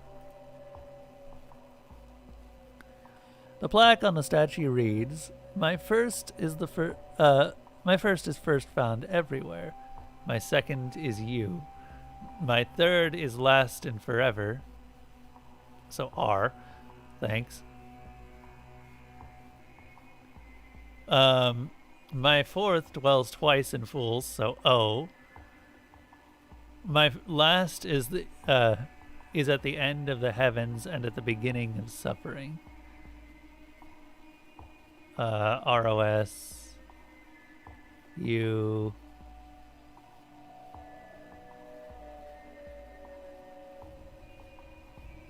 Hold up.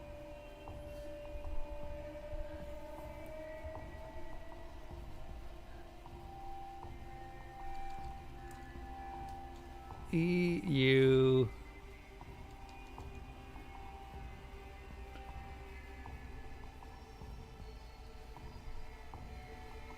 Is that it?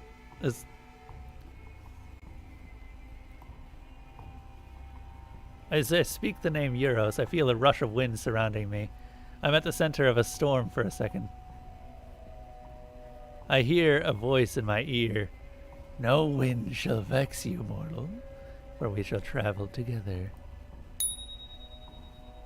The air around me stills, but it is still infused with a certain amount of magic. Gained 1 air.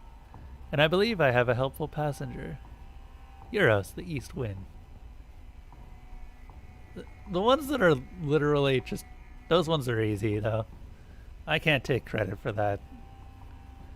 They literally tell you the answer in the riddle. The inside of the ship is broken down and algae caked. There's a beautiful statue of a winged man. Let's see. Open the treasure chest. The chest is filled with golden doubloons. Well, that's neat. Not as useful as matter of motives, but neat. Let's take it. I tapped the treasure chest with my USB of holding and downloaded it into my inventory. The inside of the ship, yes, we've already looked at everything. And I think plaque is now blank. Ah, nice. Just gonna take some more hull.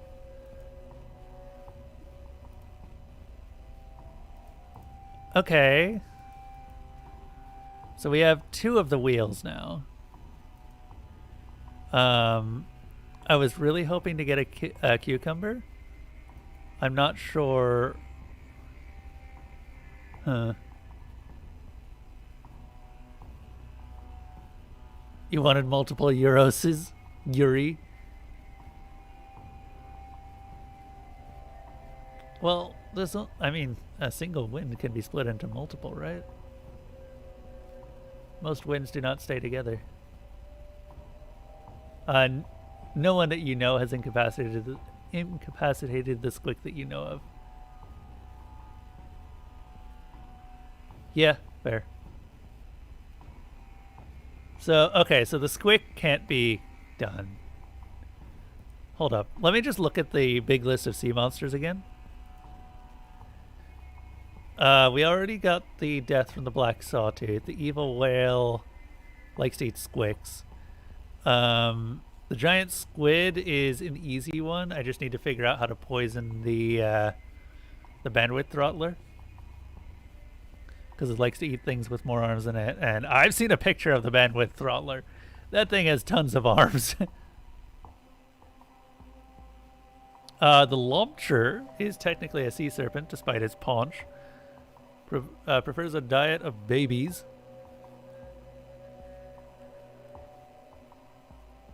Classic serpent, not. It doesn't care.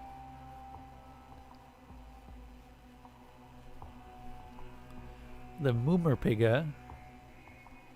Oh, okay. We can get the Moomerpigga right now because it's got it requires money, and I just got doubloons, which are useless to me anyway. I don't even know what to do with the bandfish. I don't think the bandfish has been showing up.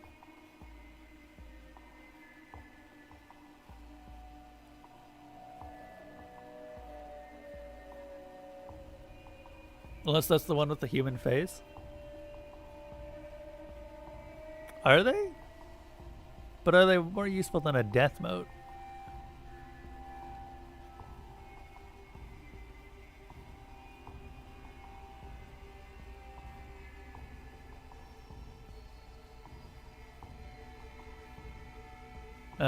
Okay.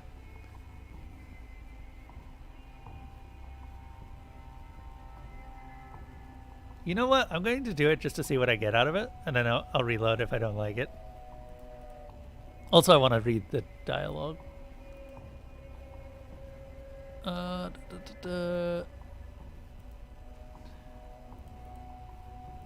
Still don't know where to get a cucumber. Okay. We're just going to go ahead and save over this, I guess. No, do not load. Save.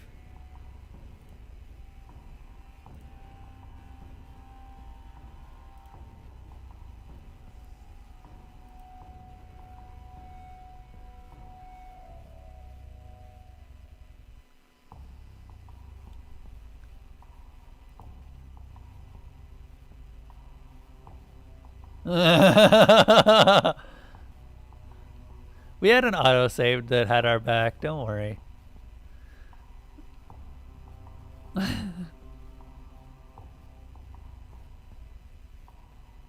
Okay, this is the one that wants the money. Examine the hook. Put something on the hook.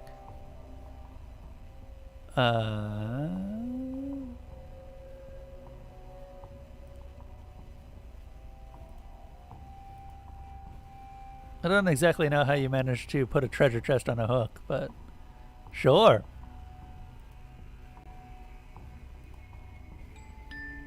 Hey! A little bit more than just death, it looks like. You get chaos, too.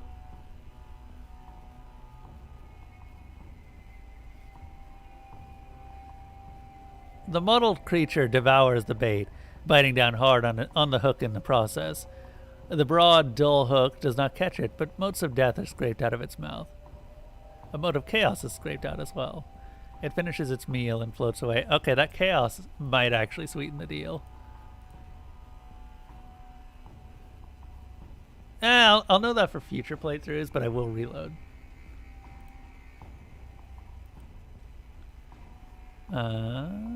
Load.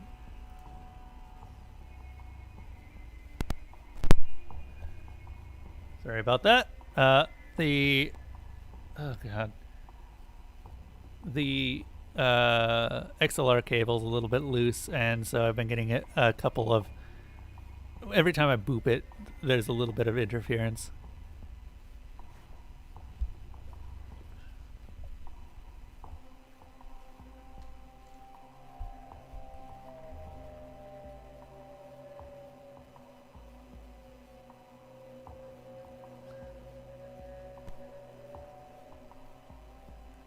All right.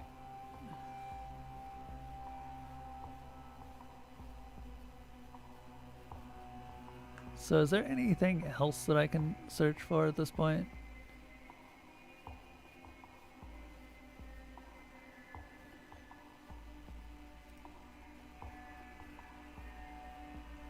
Bandwidth Strangler.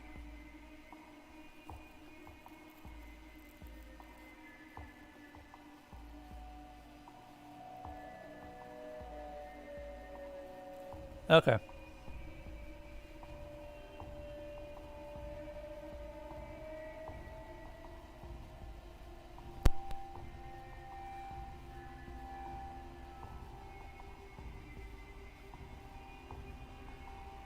So I want to try and do a little bit of poisoning on the Bandwidth Strangler, but not enough to kill it. Actually, I guess we could kill it. Doesn't really matter what. Probably anything from the Troll's Garden will do.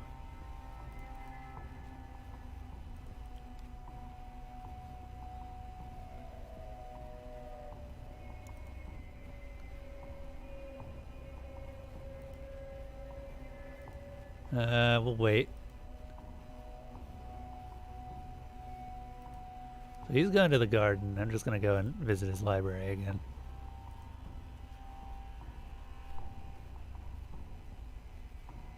Oh, wait, hold up. Kitchen. Examine the big pot. It's perched on top of a blue fire. At the bottom of the pot, like the most disgusting soup bone ever, is one of my caster wheels. Those are the small wheels attached to the front of my chair. I think that's one of the fancy enchanted fires that never goes out. I grab a ladle off the wall and try to use it to fish the wheel out, but as it touches the wheel, the ladle bounces off a protective field that sparks with a faint tsk noise. Damn, it looks like the pot is enchanted with an anti-theft measure. However, these spells are only proof against mundane attempts at taking things. I can get the wheel out with anything magic, a spell or a motive or something. Since I'm magical, my bare hands. Huh.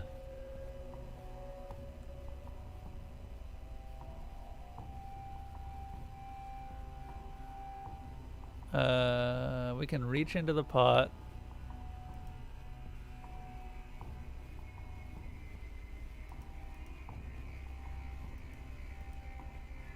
I don't really want to try the... Can we use a matter or motive?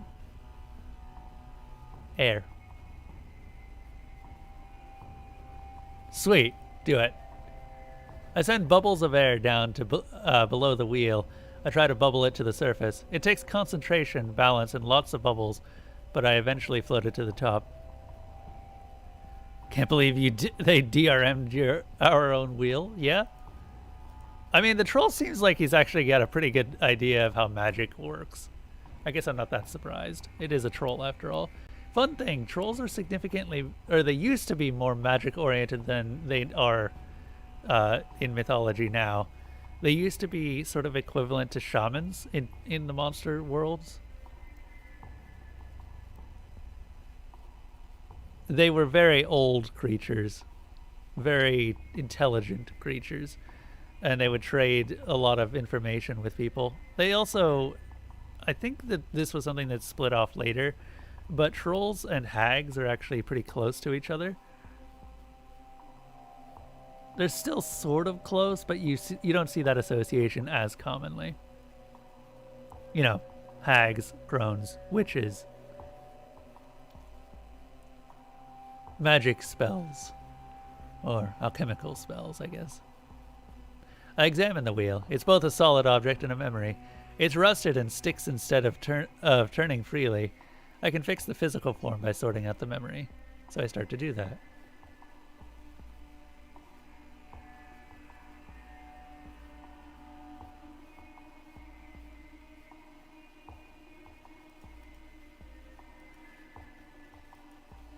I cannot fix my leg with magic.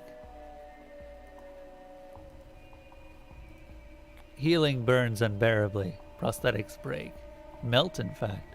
It's a cursed wound, baleful and fetid, but a wheelchair doesn't need to touch the stump.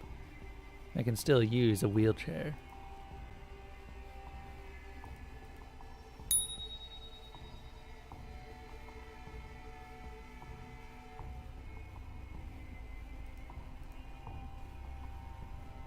A rather well-equipped kitchen for a hut and a whale skeleton.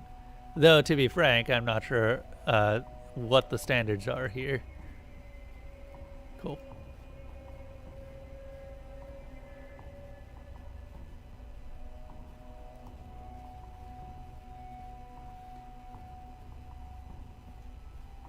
The alchemy table contains a small pot on a burner, a variety of knives, and a measuring spoon, and a numbered cabinet in ingredients.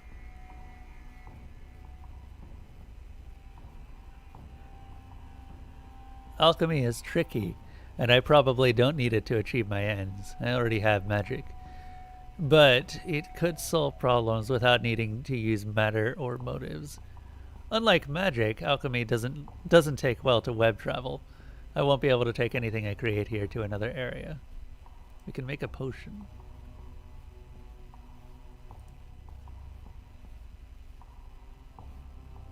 The ingredient cabinet is numbered 0 to 671. Huh. That's a lot of cabinets.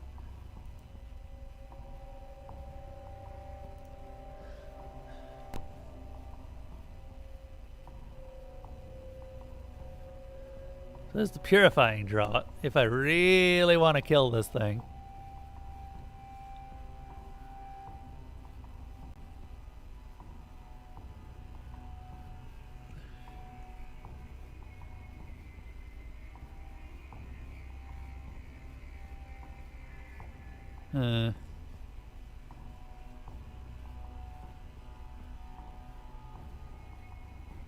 I wonder about this. There's gotta be some use for this at some point.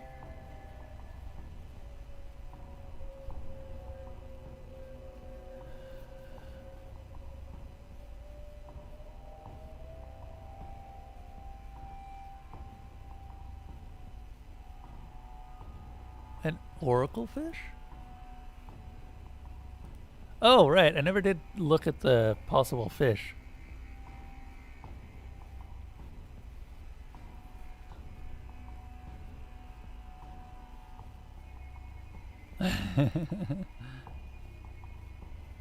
The potion of devil death.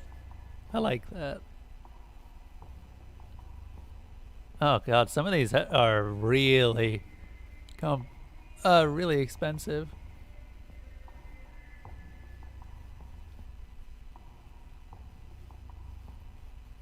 Weed killer. Oh, he doesn't know what kind of coral it takes. Still working on it.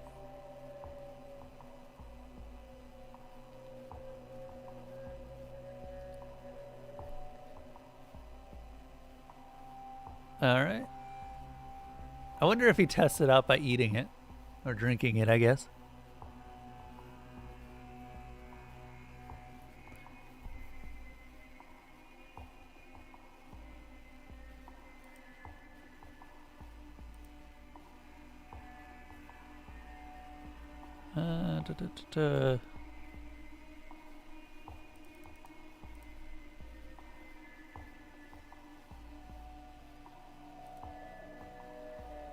Cool.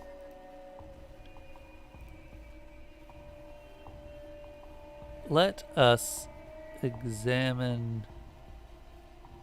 Let's sort through the books. Take a look at the fish.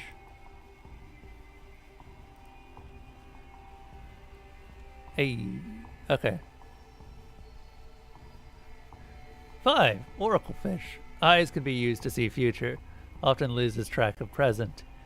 Eats seagrass. Look for blue glow from eyes. 6. Aghast. Perpetually frightened.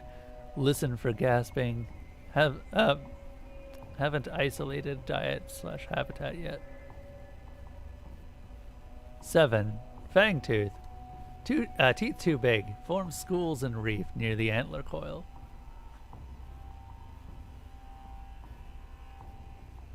Is that a hagfish? It looks like a hagfish. Yeah, it is a hagfish.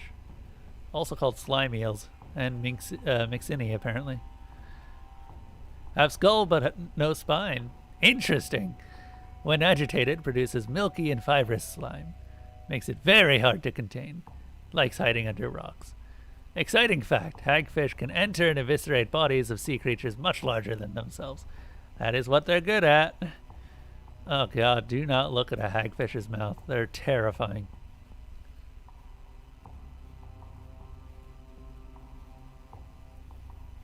Holothorian has a more common name, but I forget it. They have a leathery... Oh, it's a sea cucumber! Oh, sweet. So this is how we get the cucumber. Okay.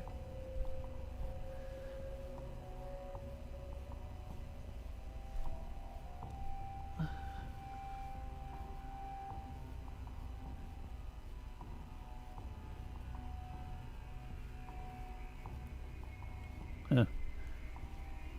Viperfish. Beautiful needle teeth. Can be hard to spot, but attracted to psychic emanations. It hunts by staying very still until something moves. Belly glows faintly. Luring prey? Eats nothing. Eats anything. No palate. Very easy to poison.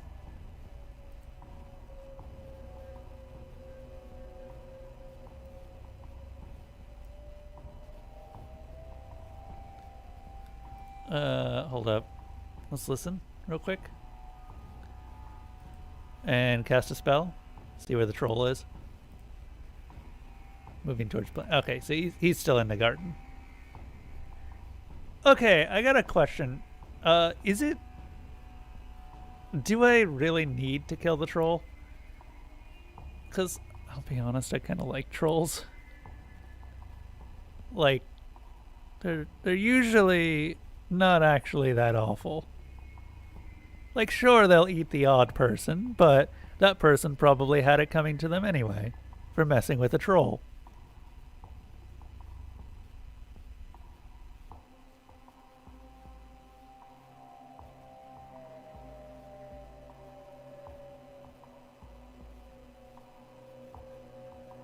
Sweet. Now I'm going to leave the troll alive.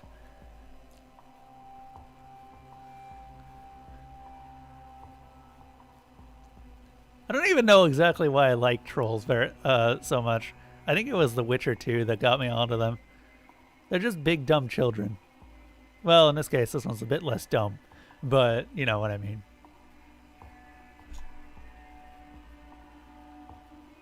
The Witcher 2 troll was definitely a big, dumb child, and I liked him.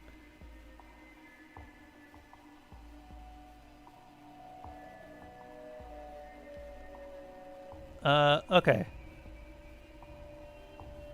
So we're going to sort through the books and just copy down anything else that I can copy down at this point. So that means eels and rays.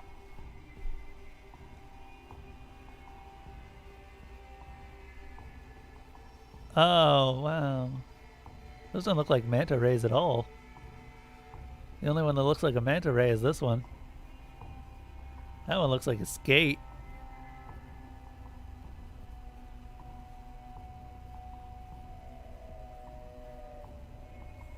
You ever, are you aware that manta rays really like to fly?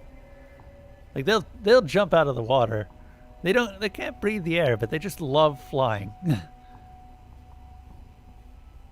It's real weird. No one exactly knows why they do this. So the only thing... What? I like manta rays. Have you seen them? They're amazing. They're completely harmless to most people. Aside from just being big, they're kind of just derpy, big, adorable brutes. Manta rays are just amazing. Anyway.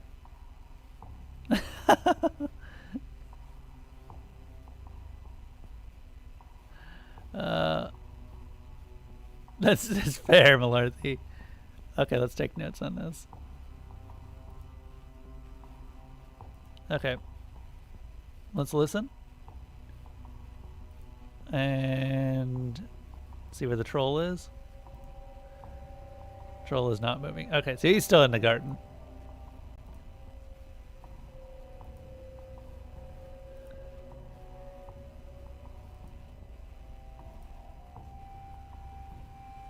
I assume that spell that I missed was the one that where I ended up having to use life on the octopus, because it mentioned that I missed a spell at the time.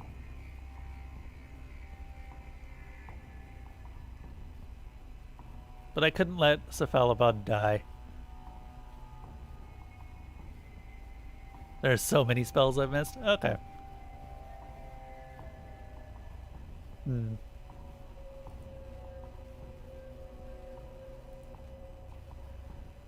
Okay, let's just search the area for a colorful lumpy creature crawling along the floor.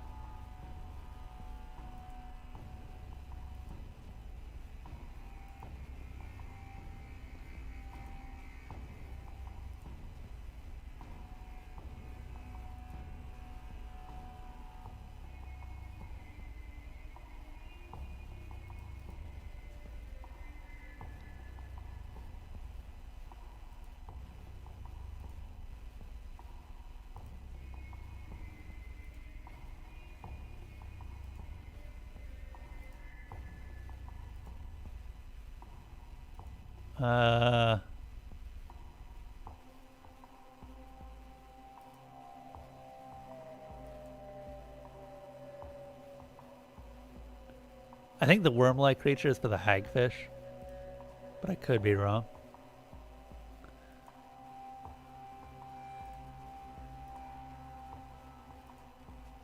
Hold up. Fish.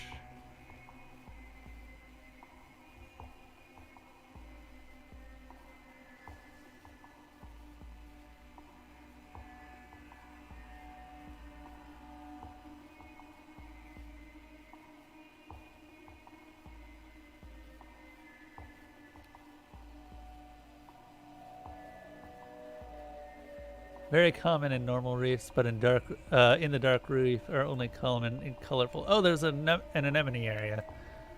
So north. Here we are.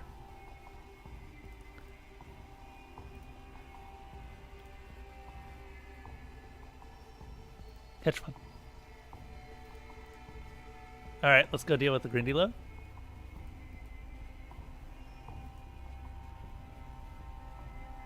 Talk to the Kappa.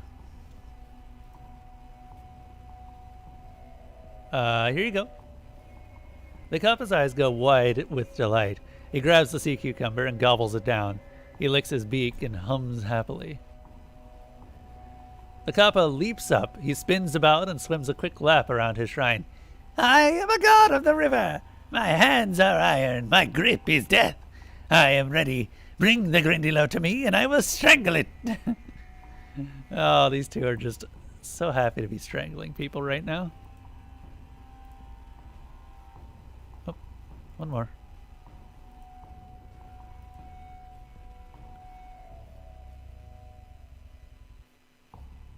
See, I wondered about that.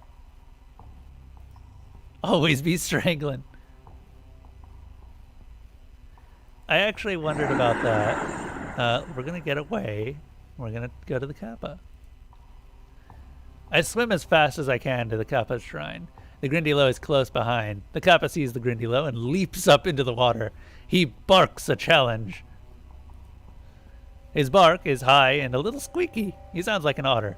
The Grindylow turns towards him and smiles with its broken teeth. The Kappa barks again and hurtles towards it. I hide behind a rock and watch. The Grindylow has size and claws, but the Kappa is quick, well-armored, and terrifyingly strong. The Grindylow lashes out with its claws and gnashes its shattered teeth. The Kappa rakes its iron-strong fingers and snaps with its sharp beak. Soon, the water is laced with blood. Eventually, the Kappa gets his hands around the Grindylow's neck. Once he has that purchase, he pulls himself almost entirely inside his shell and clings on doggedly. A little turtle terrier. The Grindylow flails. It rakes at the shell. It smashes itself and its little passenger against the ground and rocks. Its struggles get slower and slower. Its flails become writhing, become twitching, becomes stillness. After the Grindylow goes limp, the Kappa holds on for a good minute longer. Then it comes out of the shell, making sure. Hey, if there's anything you need to know about strangling, it's that sometimes they aren't quite dead. Turns out that it takes a long time to strangle people.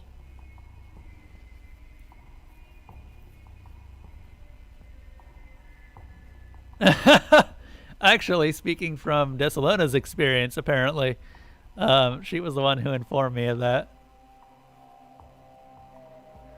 I am the Lord of the River, he says to me. He does a victory lap around his shrine, then he settles back down, looking very satisfied with himself. I'm just gonna take this. I download the vile and still smiling corpse of the Grindylow into my USB drive of holding. The Kappa looks at me expectantly. Thank you for helping me with the Grindylow. You are welcome. Thank you for helping me prepare. All will be pleased with its death. We are the heroes of Geistholm.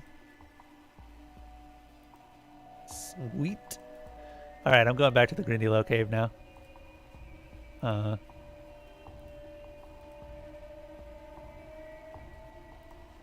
And we're taking all the corpses.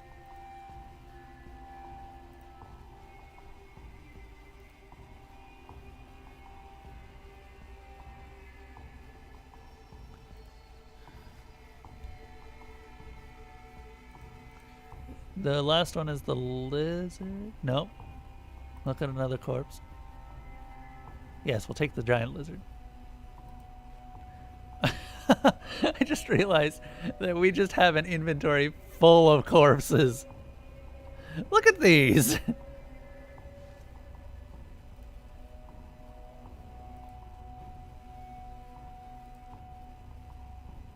6 refrigerators.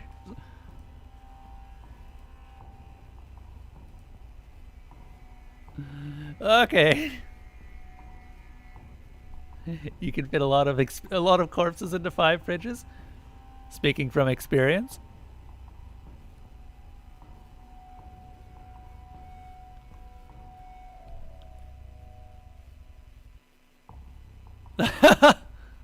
Oh.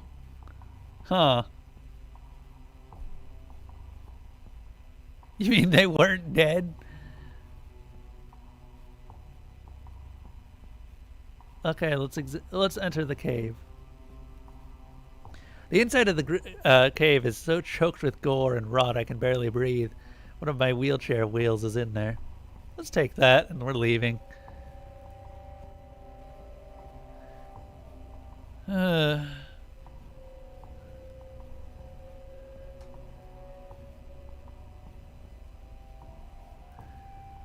I remember having a broken leg in high school and watching other children play soccer.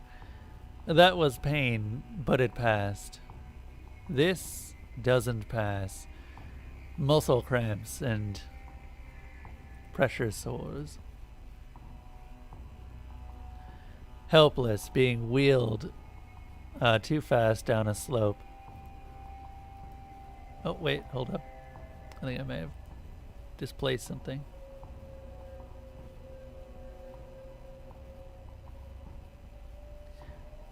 Being wheeled too fast down a slope, sitting inside, realizing I haven't been outside in a week.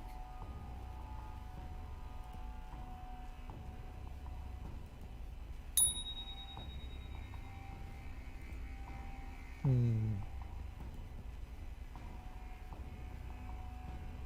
there anything else in the cave, or? Okay.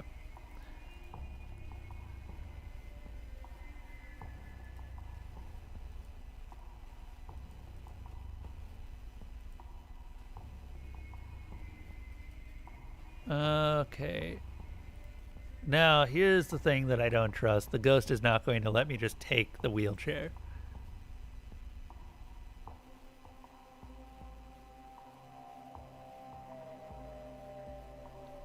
That being said, we now have a lizard hat.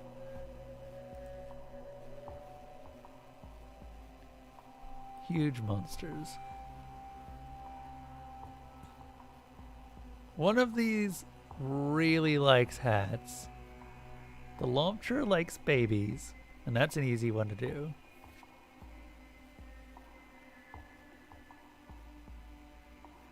Yes, the Griefer likes hats.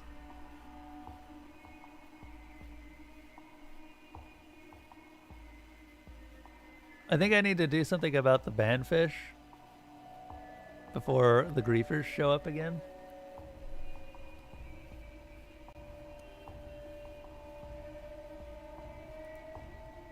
Also, that is totally just a cockatrice. Speaking from experience, Malarthy.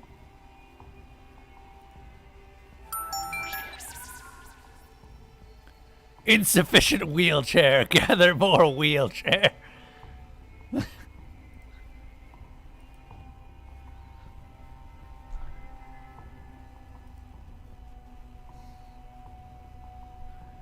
Yes, we must liquefy the wheelchair.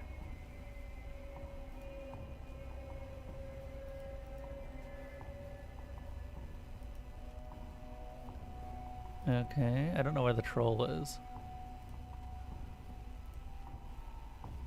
The troll, well, that doesn't tell me where it is, though. Okay! We've more or less figured out what we're doing here.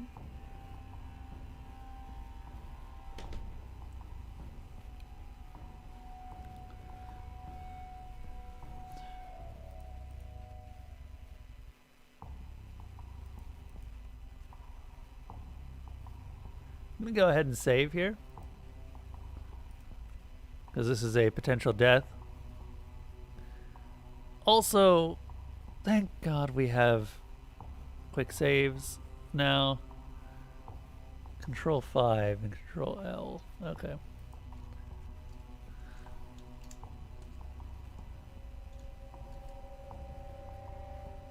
I don't know if that worked, but hold up. Oh, it's Control S and Control L. Okay. Aha! Fantastic.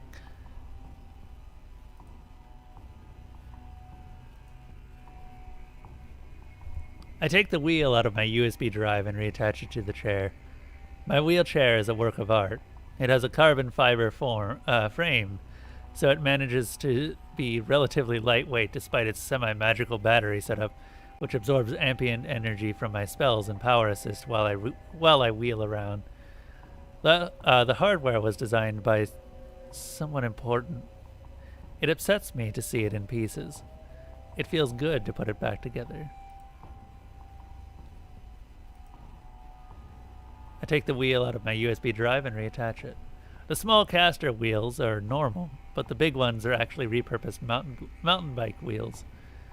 I make sure my gloves are still in the armrest pockets. They are. I also find a 2007 yearbook for Darwin High School in the armrest pocket. Huh. I'm a little hazy on my age in the current year, but I'm pretty sure I wasn't in high school in 2007. I open the book and flip through. What's that? It's a high school yearbook. What is a high school? I'm reading, so I'm not really thinking about what I'm saying while I respond, so I make a massive mistake and say, a factory for fear and stress. I flip a few more pages, looking for familiar faces among the students.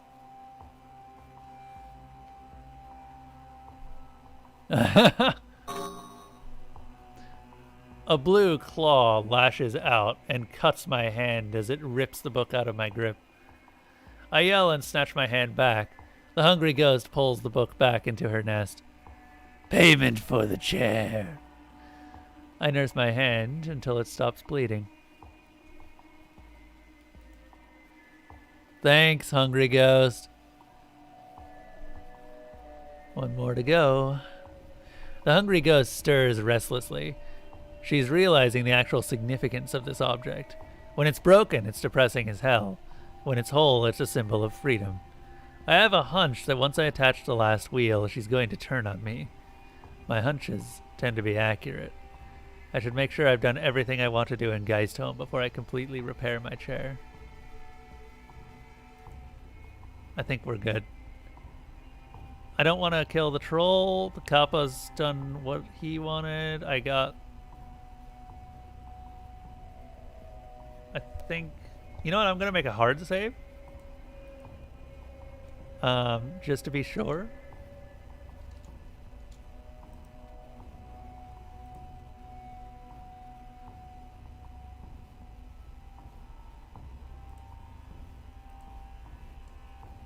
Cool.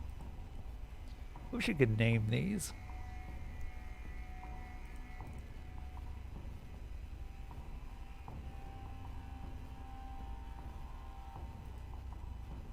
Pity I don't have any life.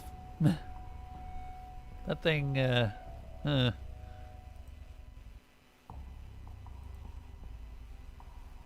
I take the wheel out of my USB drive and reattach it to the chair. It's done. I examine my chair. My chair is surprisingly intact for something that's been sitting in pieces near the bottom of the ocean. But then again, it's not actually a chair. It's a thought. I shake it back and forth to make sure the wheels are secure. They are. As I shake it, memories fall out. I pick up the tiny, tiny memories and discover even more hanging off the chair. I examine the fabric and the handles and the pockets. My chair is absolutely coated in thousands of moments. They are not directly related to my chair, but they are experiences I've had in this chair that have rubbed off due to proximity. A plaster of difficulties which all coalesce into one major truth. This story can be told in two ways. How I assemble it will determine my perspective.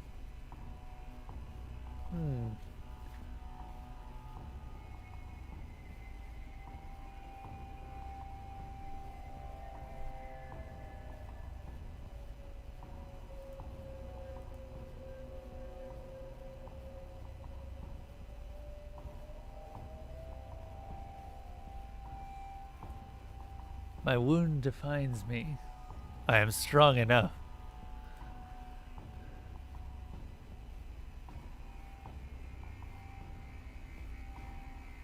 Huh.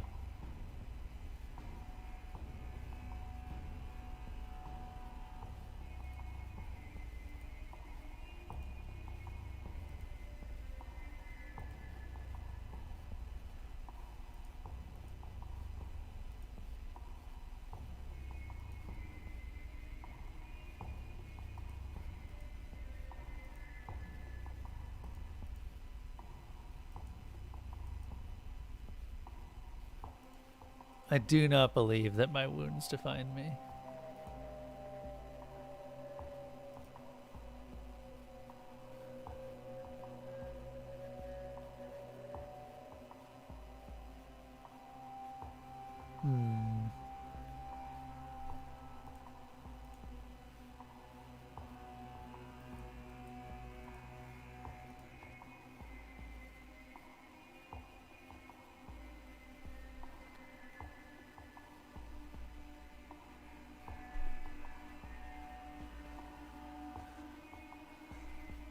Elsa, what are you doing?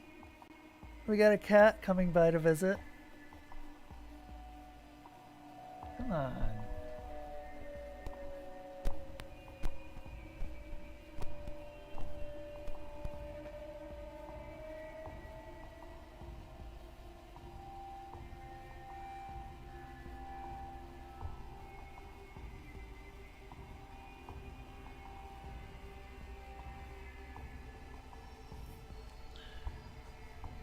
Here's a fluffed. Hello, Miss Mango. Welcome back. Oops. Sorry about that. I wonder if that's actually my headphone cable. That might be.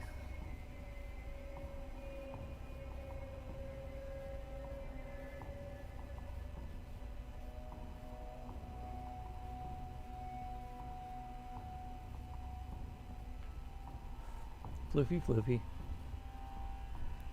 So let's see here.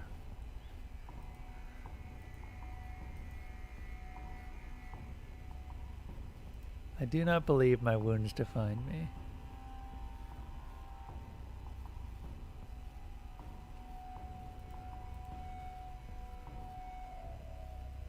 I'm not sure what to do with the I am broken in this.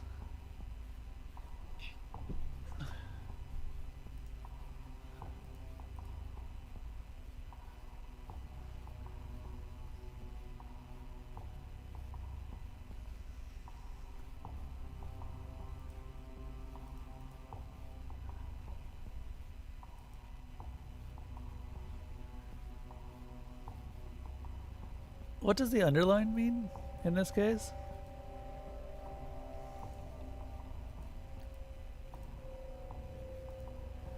I think that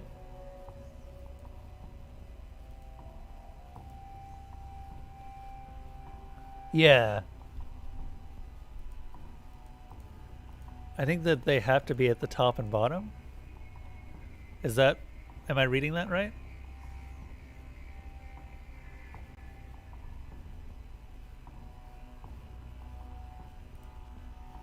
Okay, cool.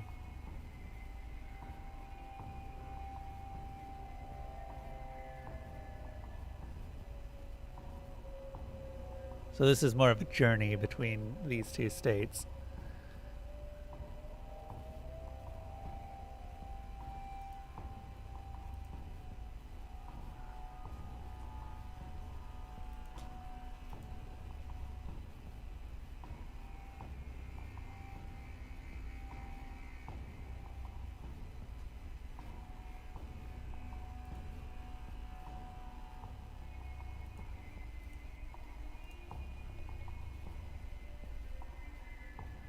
Huh. Hold up, there's a cat. I'll be right back. I think Elsa wants some attention. So we will be giving the cat her attention. Well, I think.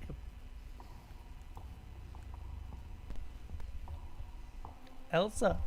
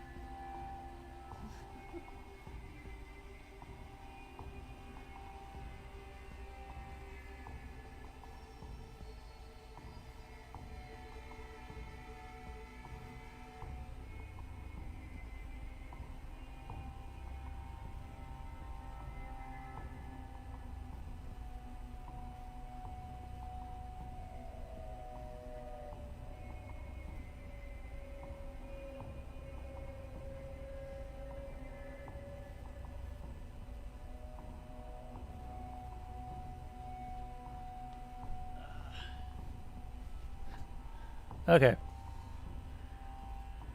She is a very loved cat. She doesn't get enough playtime. But other than that, I take good care of her.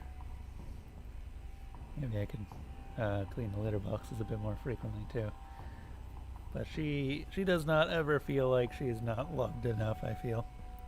She comes to me whenever she wants pets, which thankfully for me also is not that demanding of a cat, which I'm very grateful for, because I could not do a cat that was super attention heavy.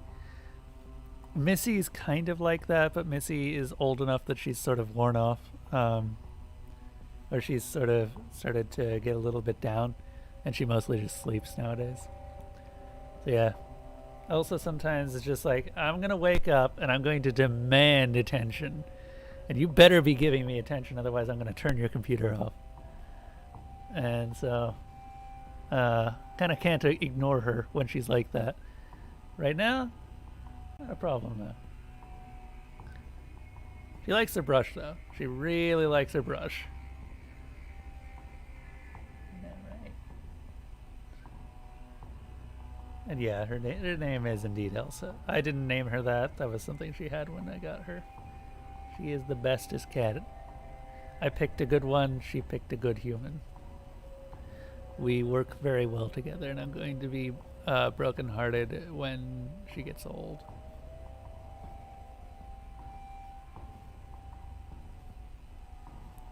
But that's not going to be for a good 15 years, I think. All right. What's this about a cat tax? You slept until 1 p.m., so blah, blah, blah, blah.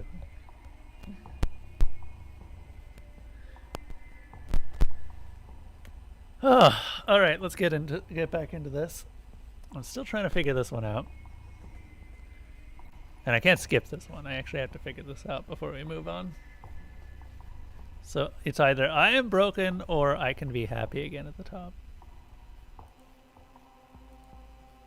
I can be happy again. Let's put that one at the top, actually, and see what we can do.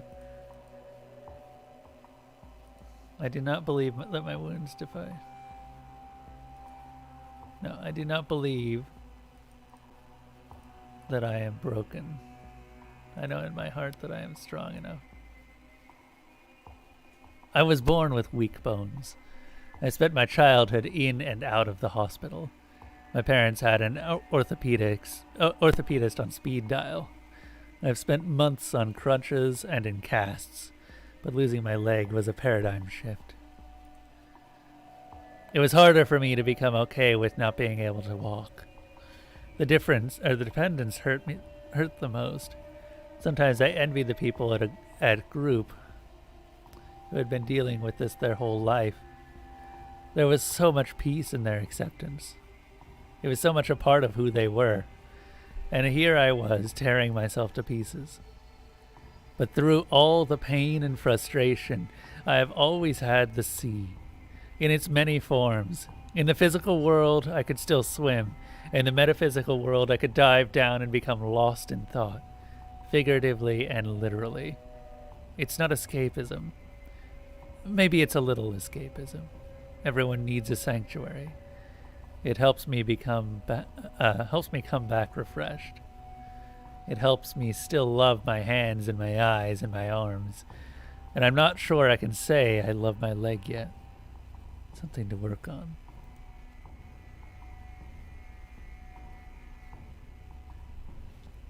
But I love my mind and my strength and my wit.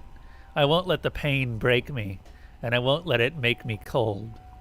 And from that resolution, a spell emerged, fully formed and sitting in the seat of my wheelchair, waiting to be compiled.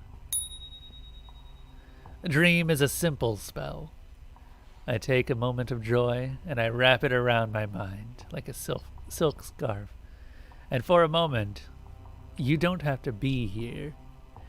You can rest in the joy, let it cradle you like the ocean. I need to pick the memory to match the person. but that's easy enough. I go to my inventory and I compile dream.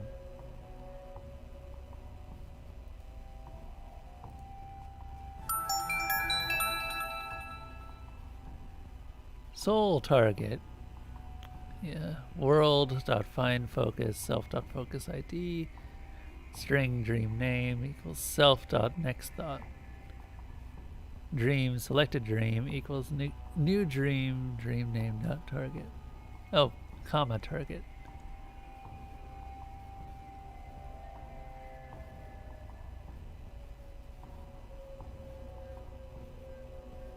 Selected dream dot execute. Huh.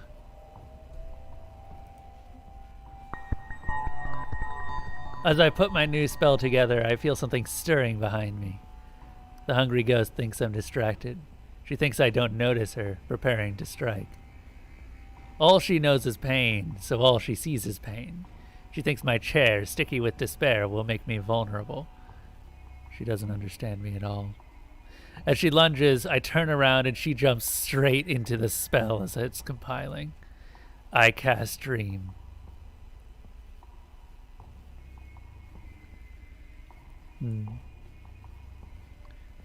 The delightful complexity of the clockwork castle I sometimes visit in dreams would be lost on the hungry ghost. She doesn't like puzzles. She likes devouring. I wrap the ghost's mind in a memory of liquid freedom. The watery aspect of dream appeals to her. The hungry ghost lunges but misses me. Aim ruined by a sudden distortion of perception.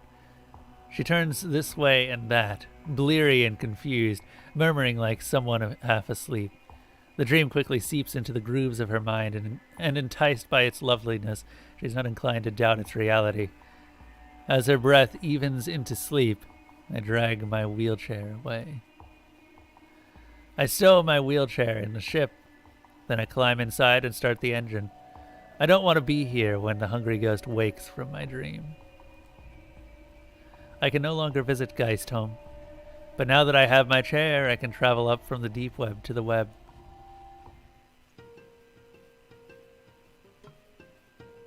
Huh. Content warning. Suicide, depression, gore, ableism, strangulation, neck trauma. Fun!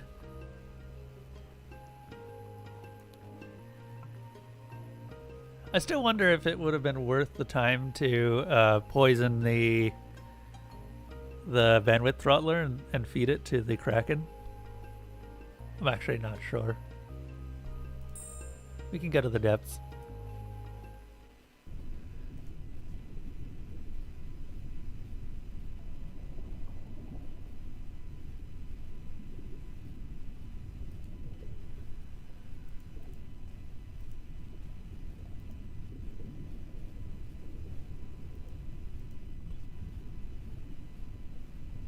An empty clickbait trap, bright red, a colony of green krill.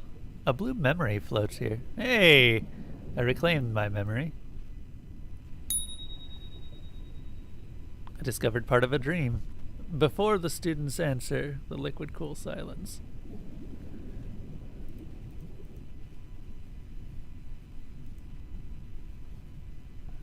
Okay, well, this is another journal. Slight damage to the external plating after encounter with skeletal sharks. Not severe enough to end observation. Oh wait, water quality curiosity. Heading stationary. Experiencing mild synesthesia, consistent with reports from previous divers. Bathysphere smells tan. Rations taste like silk. Not severe enough to end observation. Stopping to examine local phenomenon. Observed. Extensive floating network of coral with calcified fear growths. Examined it closely and took samples. Useful for investigation of how fear spreads. Interesting.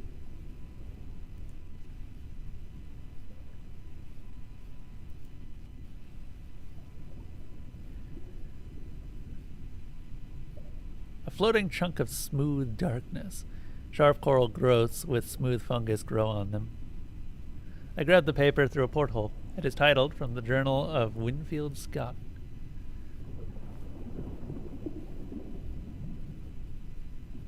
Water quality wistful. What is NB anyway? Nested brackets.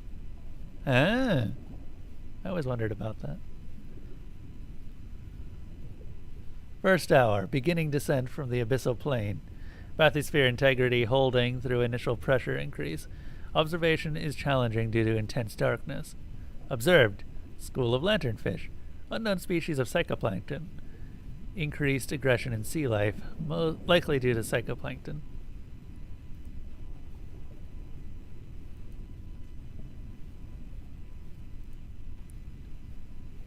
Huh. Sea monkeys here are playing with a gleaming memory.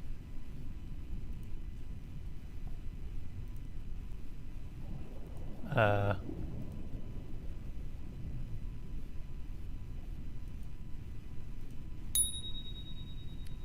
cast a small prophecy on the sea monkeys. This gives me insight into which way they're going to dart. I managed to predict a dodge and snatch my memory away.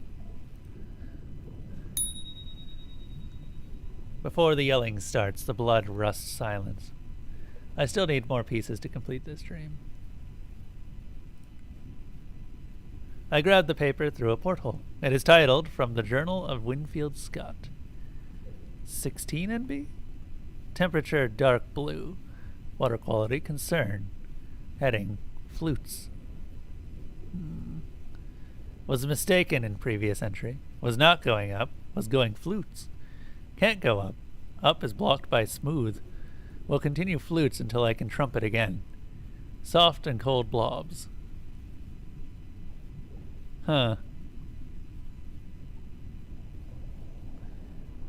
Okay. Okay, that's actually really important because that means that up is not flutes.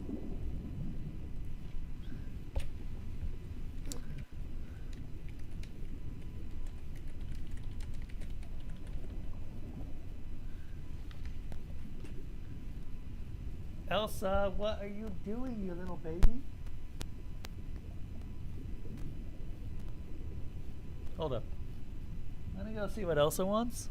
We'll be back in a bit. You know what? We've been going for a good 3 hours. I think we can call a break now.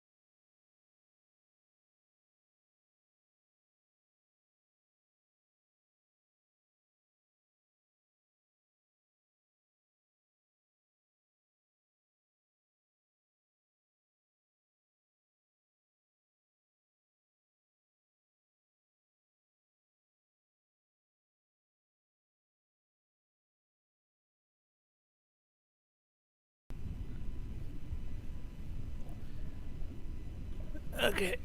Elsa's been taken care of. We are back. So I ended up leaving the depths in between. Omni.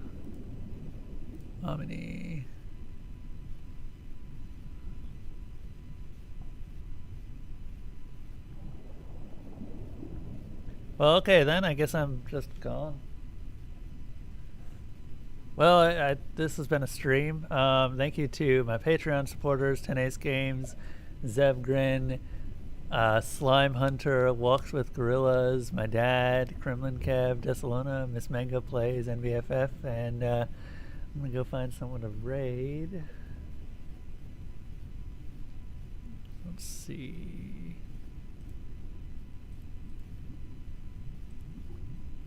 Who is on right now?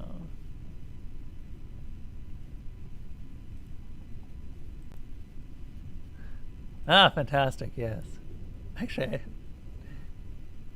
yeah. Let's just go ahead and raid Samana.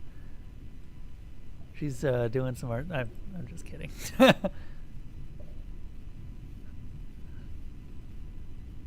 Okay, of course. Let's get back to this. I'm not done today.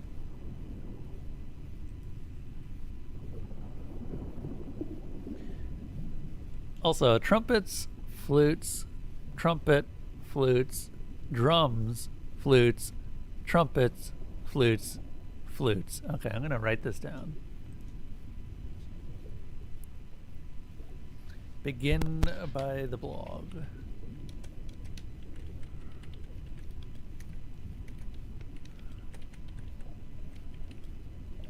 Trumpet. Drums, flutes, trumpets, flutes, flutes. Okay.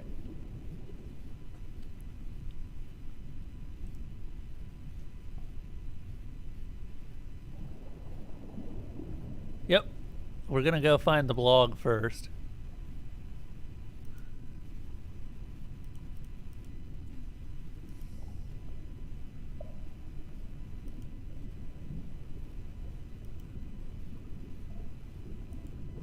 Wait, what? Something.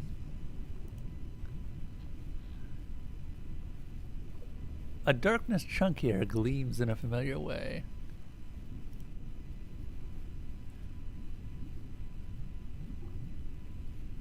The light smashes through the loose darkness, obliterating it. One of my memories is left, floating free in the water. You need one more.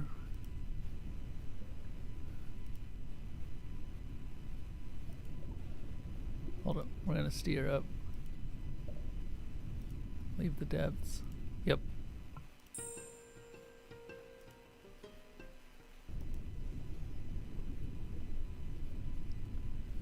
So I need to find the blog.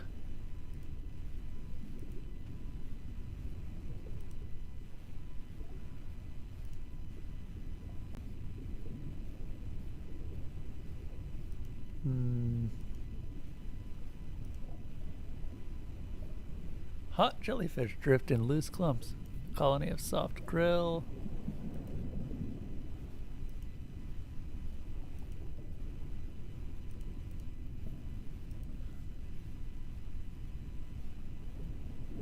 Ah, here's the blog. Okay, so trumpet can either be west or up.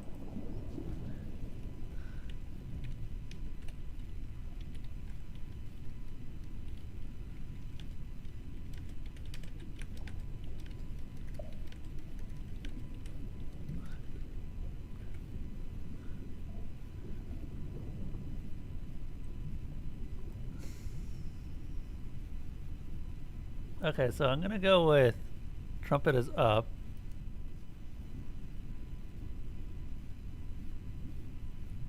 I was wrong. Or trumpet is west. Okay, so trumpet is...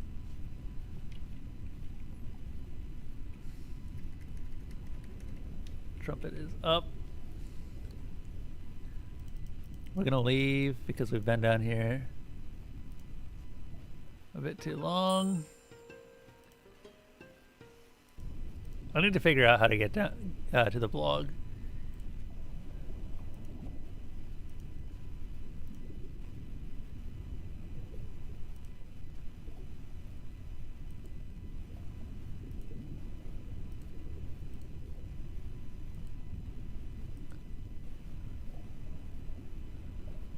Okay, here we are.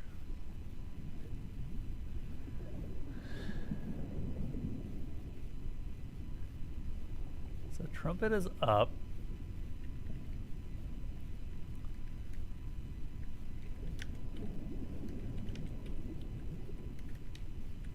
Which means flutes is west. No, hold up. Steer up. Flutes can either be down or west.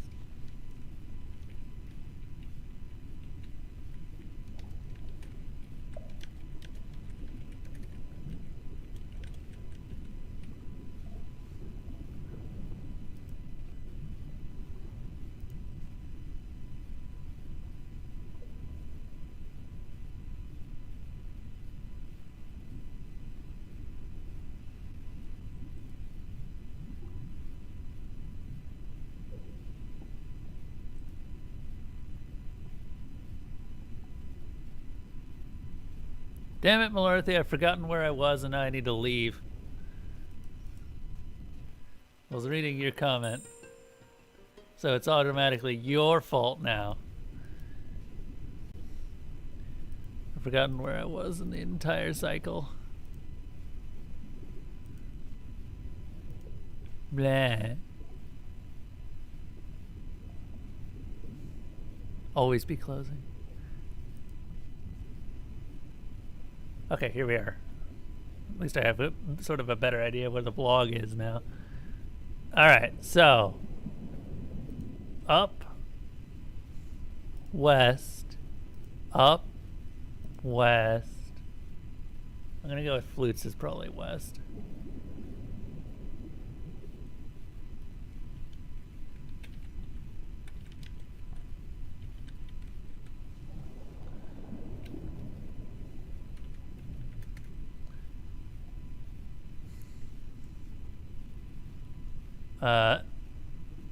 Drums west,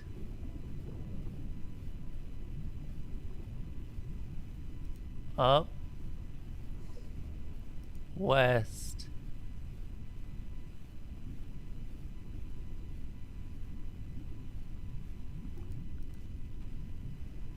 damn it.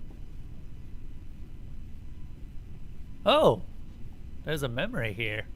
It is mine, but it is not mine. It thrums with potential. It matches the environment perfectly. I touched the memory. I touched the prophecy. It echoes in my mind with the power that comes with inevitability. Child of the web, ghost sibling, fear eater, silver smile in the night, protect her. She stands with a sword in one hand, a chalice in the other. Stand with her. Realize your truth, that fear is necessary for bravery. Embrace the light, and it will no longer harm you. The seeds of change are hidden in our capacity to love. Be dark. Be brave. Be ready for the apocalypse. You copying this for me? I mean, I'm pretty sure it just saved it. So we can just look at it any time, right?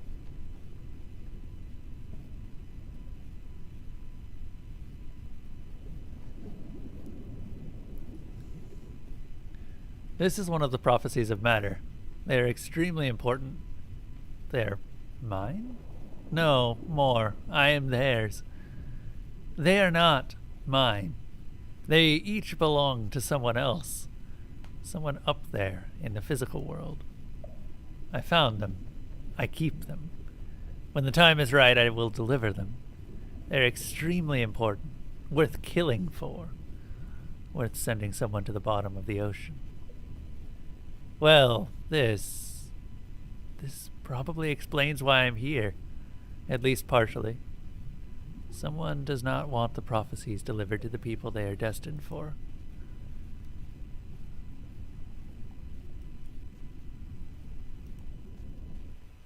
Hold up.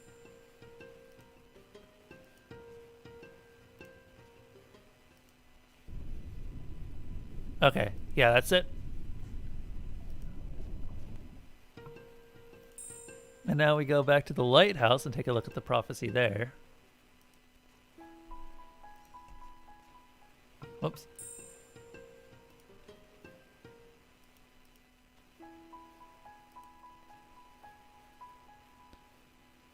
My eyes are burning!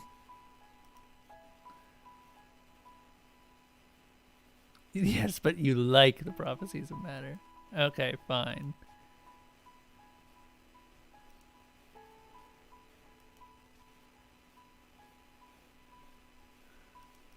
Okay.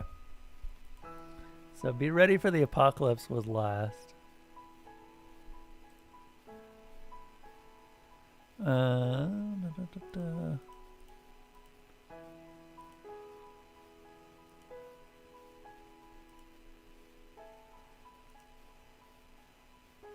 Whoops.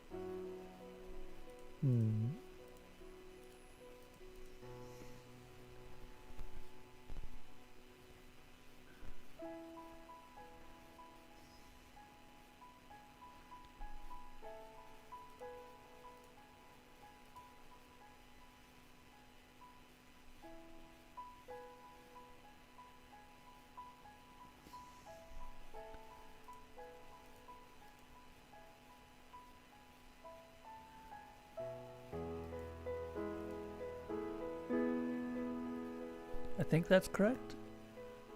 No. Okay, hold up. Let me take a look at the original again.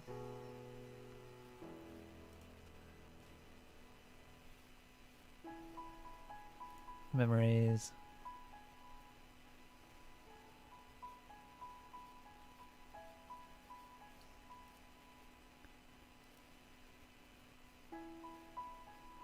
Oh shit, I might not be able to. Oh, here we are. No.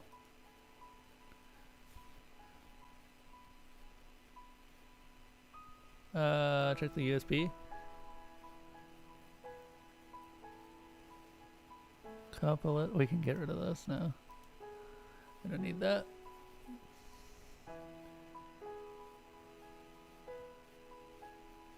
Here we are.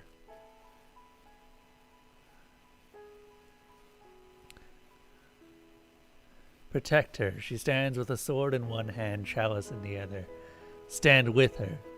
Realize your truth, that fear is necessary for bravery. Embrace the light and it will no longer harm you.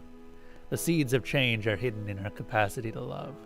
Be dark, be brave, be ready for the apocalypse. Okay. So this one goes down.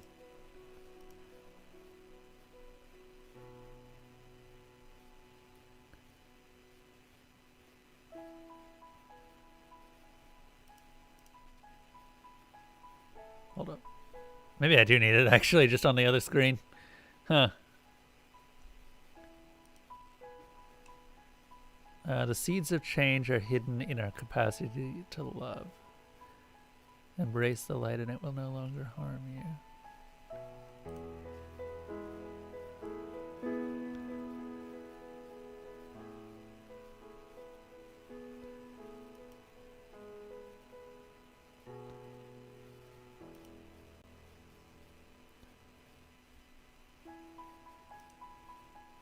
Ah, put the seeds of change down.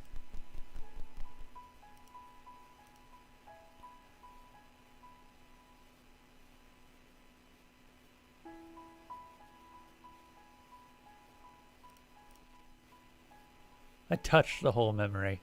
I touched the prophecy. It echoes in my mind with power that becomes, or that comes with inevitability. This is the prophecy of light. It is one of the 6 prophecies of matter. This room is made of light. A fountain in the center gleams like the moon. So it stands beside it.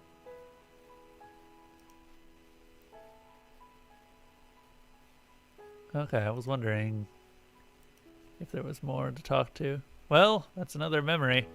2 very important memories. Is there anything else that I can do in... what do you call it? In the depths? I don't know if there's anything else left there. Also, the Torn of Bits hasn't really been explored. Like, at all.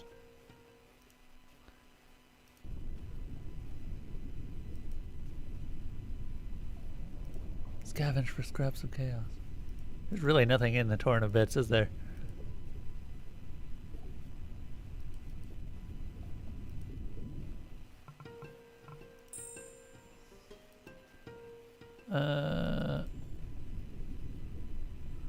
Okay, I found a bunch of...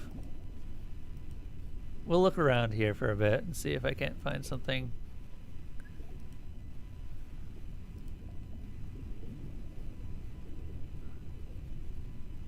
Hold on. I want to try something.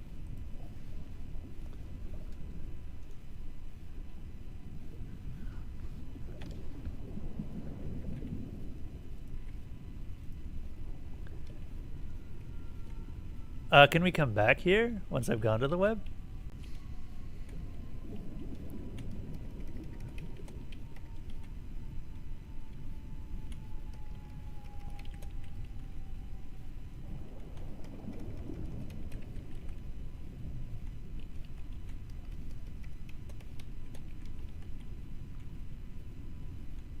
Okay.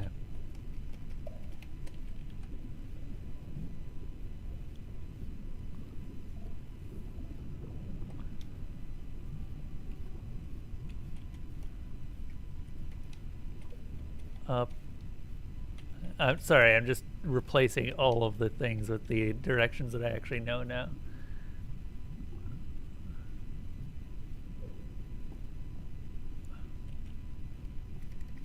Now that I know that Trumpets is up.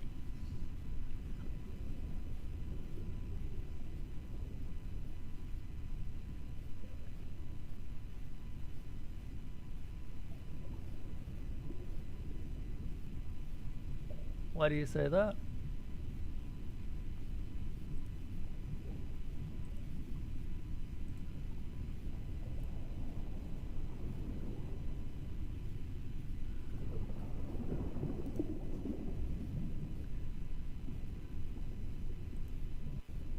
Hmm.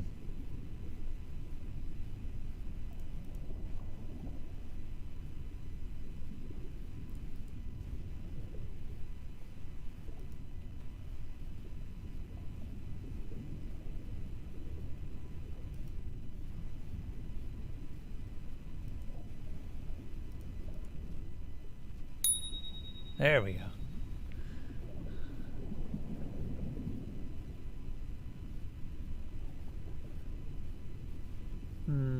Between 2 people who once loved each other. Let's assemble this now.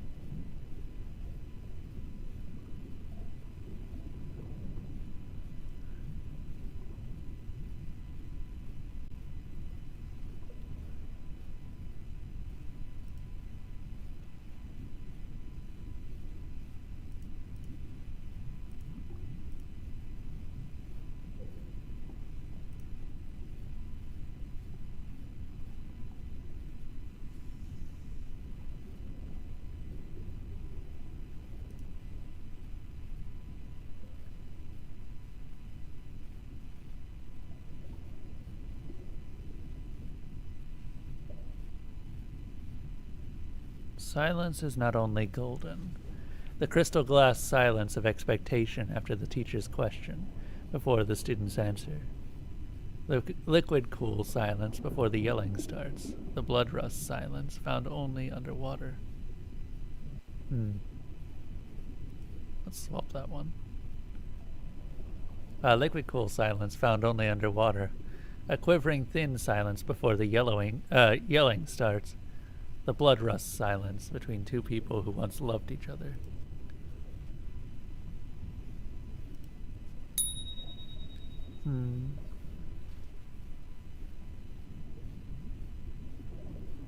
Collected 1 of 1 parts of this spell. I found all the pieces of this spell. I can now compile it. Oh, we can get the wiki now.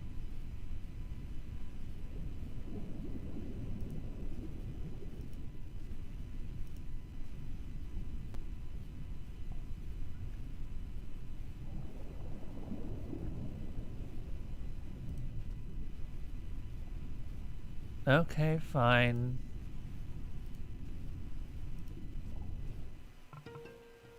First of all, let's compile this.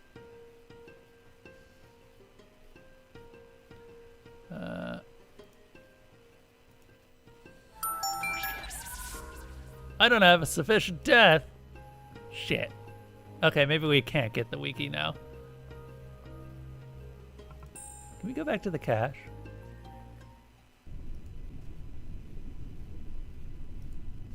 Okay.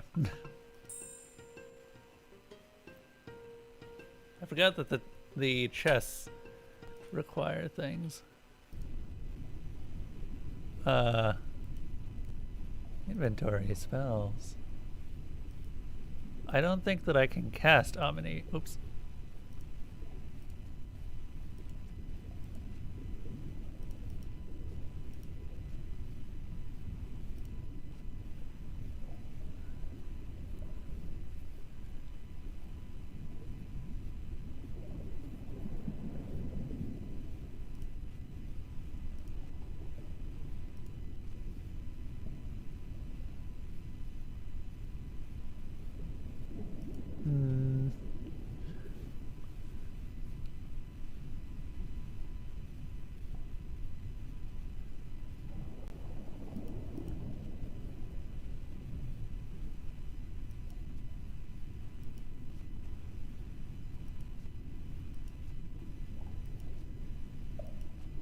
I knew I should have gotten another mode of death.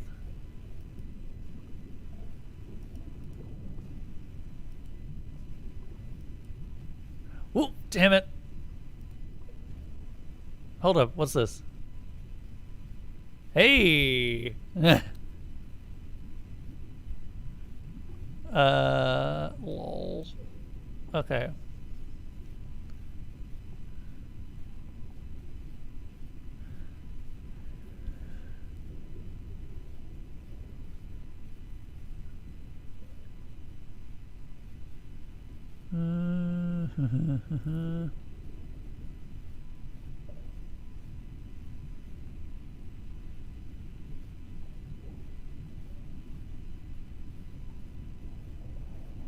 Fatality.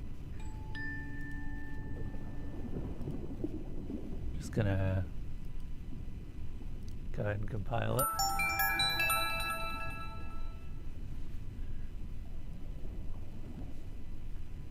I can now cast Mute.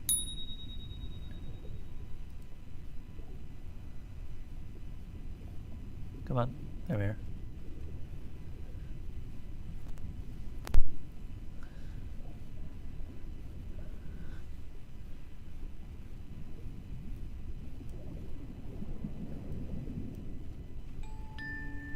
Oh, we found some life in death.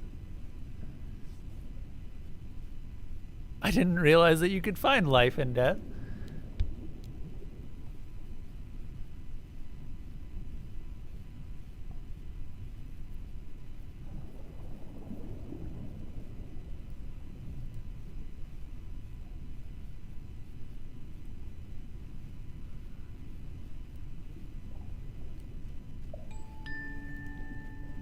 I mean, yeah, it makes thematic sense. Just it specifically says pieces of death.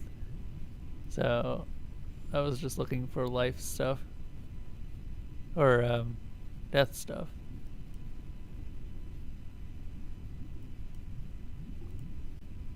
Da, da, da, da.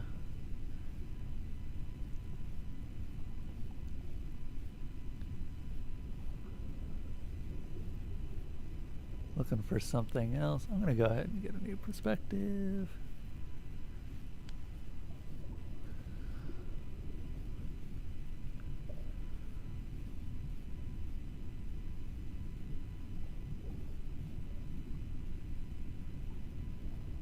Oh, right.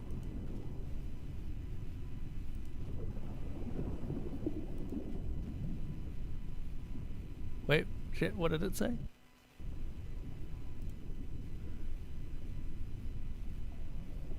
I prophesy what I'm likely to find here. A list of potential prizes floats in my head. Quietus.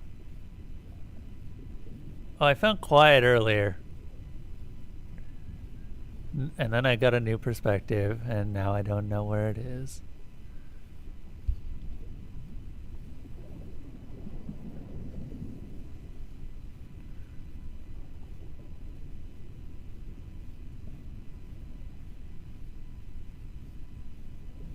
I'm actually not sure what quietus means. That's a new word for me.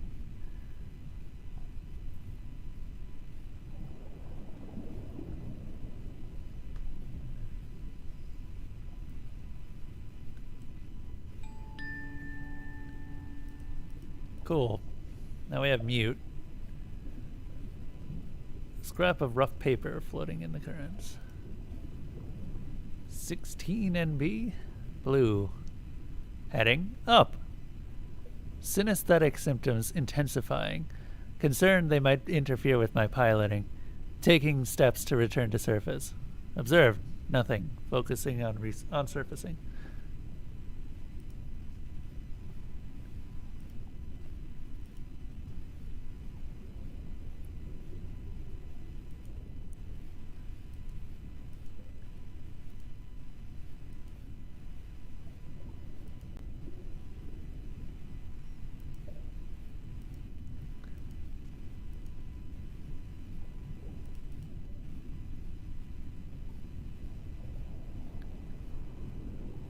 Ah. Ah.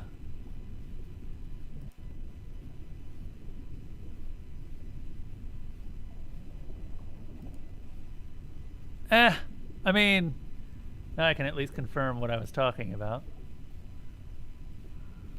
Flutes is indeed west. Trumpets is indeed...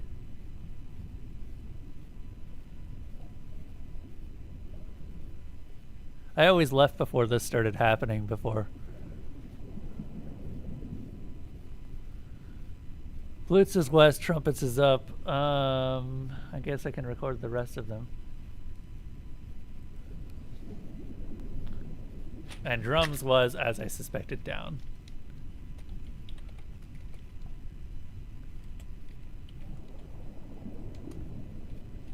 And strings is east.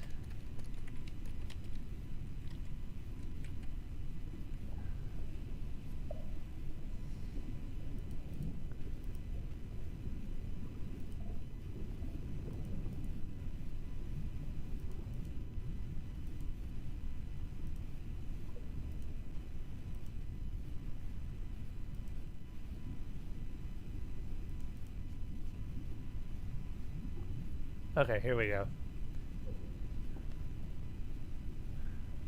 So, up, west, up, west, drums, west, up,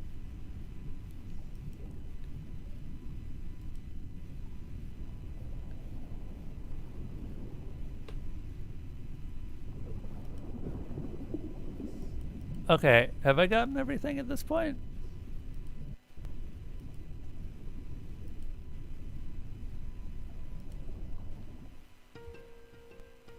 Hmm.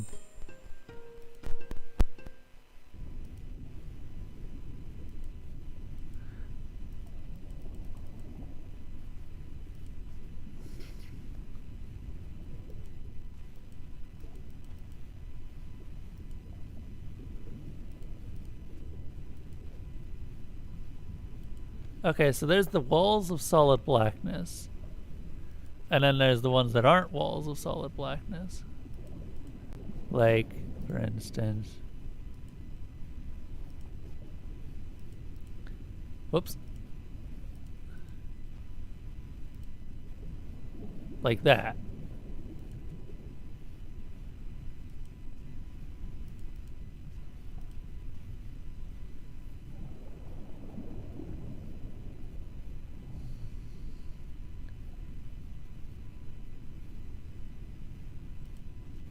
I don't know what the path would be, though.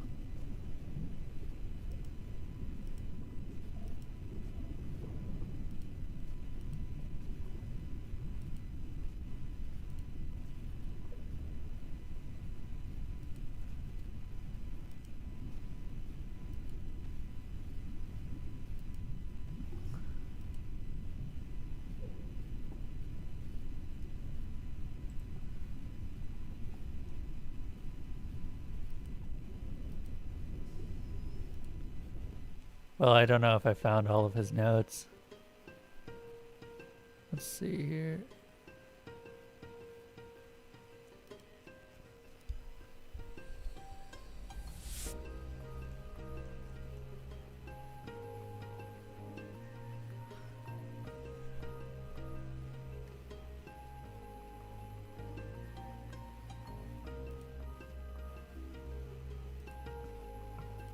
You're talking about these, right? I can only imagine that's the case. Let me record.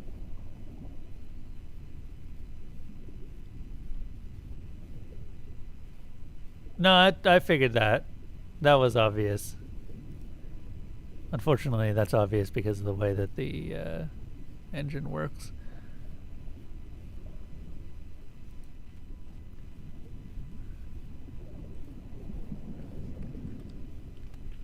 It's hard to go to a random node.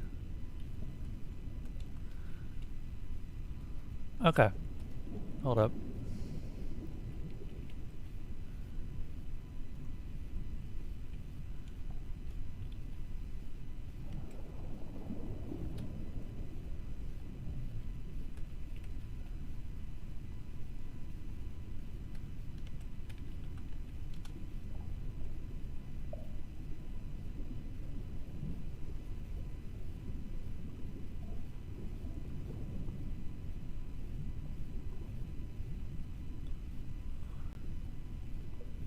Huh.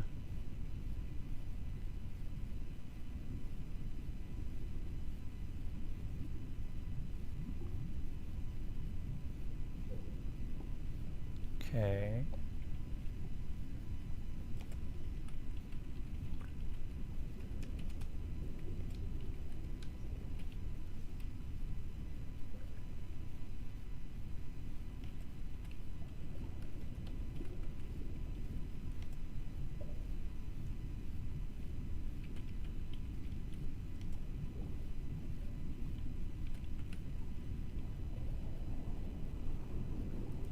Okay, let's see if this works. I've written out his headings.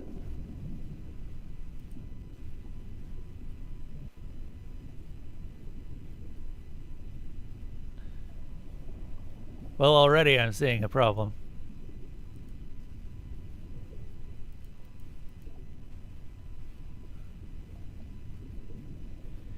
Because I can't go down. He went down first.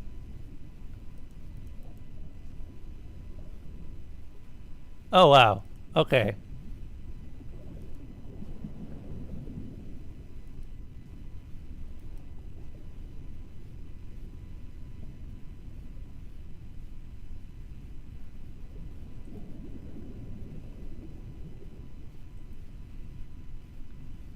West.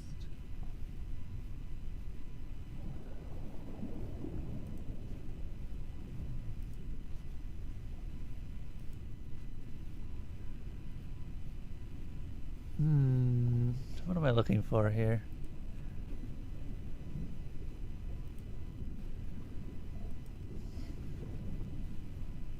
Oh, it's scrap. Okay.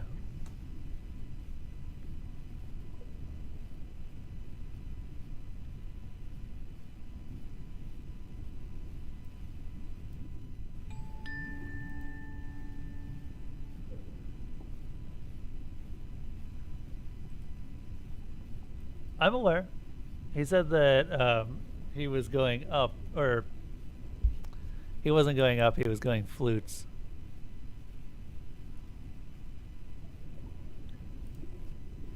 It's, where is it? When he was trying to go up, he ended up going flutes.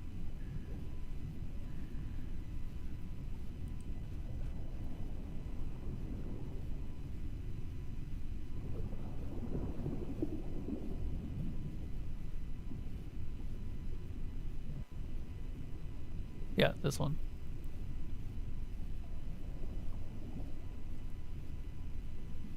Good call out, though.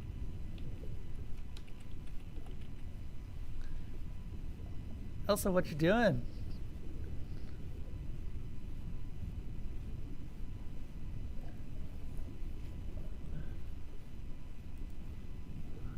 Oh, you can change how health is displayed. That's interesting. Did not realize that.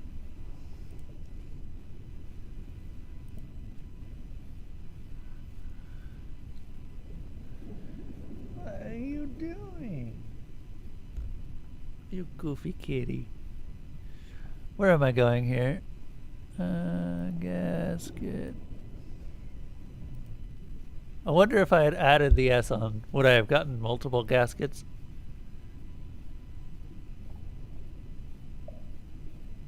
Hey, Super Beast, what's up? Welcome, welcome. I don't know if you're a fan of text-based adventures, but this is one of them. Scrap. And one last one, we're looking for gear.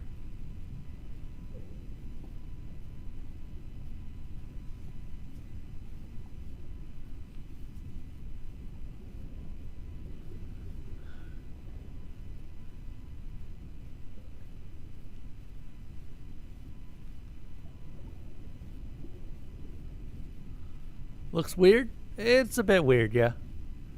Definitely not what you'd expect from most games these days. I appreciate that these sort of games are still being made by enthusiasts, though. Yeah. Okay, so that was stationary. Then we go flutes, which is west. Flutes. Oh, okay. I think I've already screwed up at this point.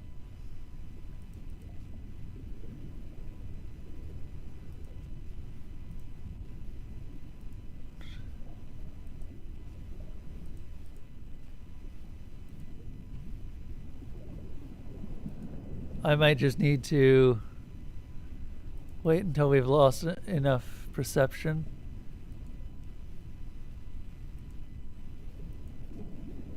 There we go.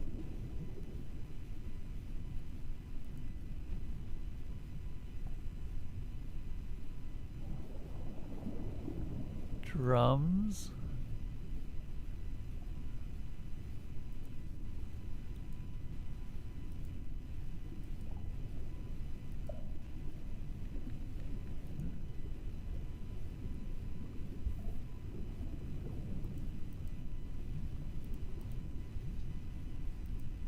Elsa, no, what are you doing?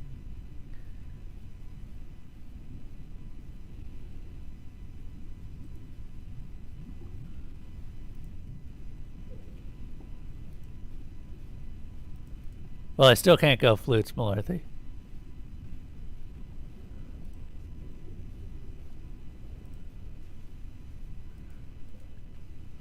I think I'm missing a page, is the problem.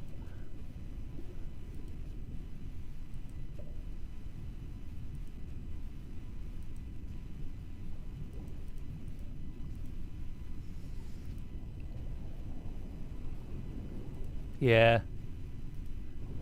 Well, you know what?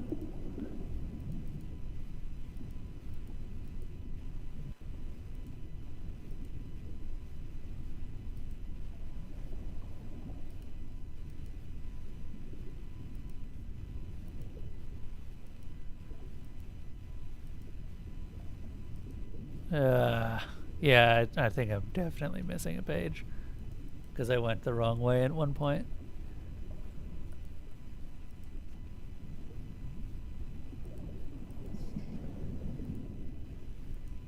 Okay.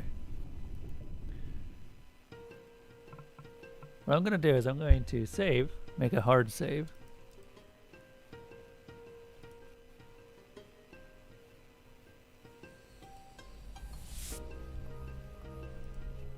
And we're going to go to the web. Elsa, what are you doing, you brat? She might turn the PC off if she's standing where she is. Not that.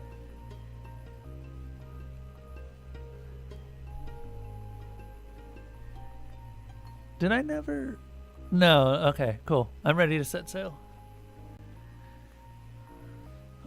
I encounter a despairing blackness. God. I mean, I could use life, but life is kind of hard to find. I'm just gonna take it. Yep. Shit.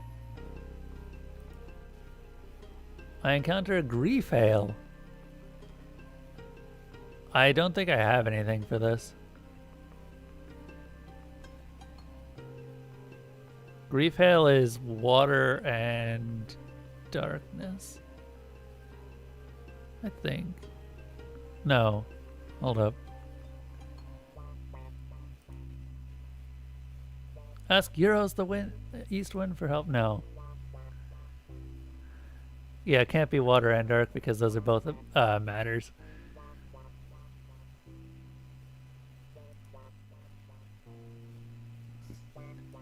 Use the non-Euclidean sail. Do this. Yeah, I didn't think that would help. Anglerfish is... Shit, I always forget about this one's light and something else. Elsa, no. Elsa, no. Okay. I'll be right back. There's a cat that desperately needs attention. What do you want?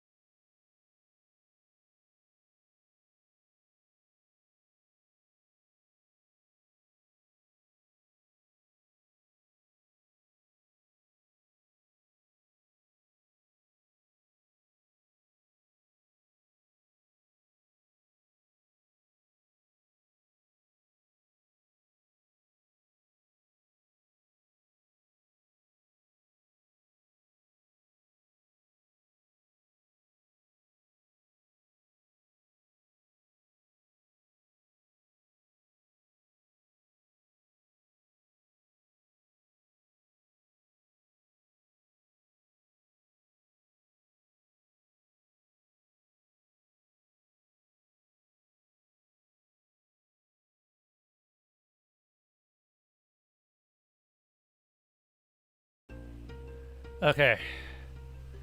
I'm back after following a cat around the apartment and asking her what she wants over and over again.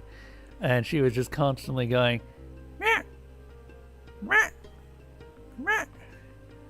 Eventually, I came to the conclusion that what she wanted was food because she eventually led me over to where I stored food. And so I pulled that out, gave her a tiny bit, and she's calmed down somewhat. But she hasn't gone back to sleep, which usually means she still wants something else.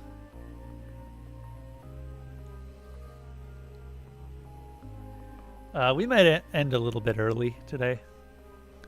Usually I go until 5. It is currently 4:11, but I am feeling a bit tired out by Geist home, honestly. Tired out mentally more.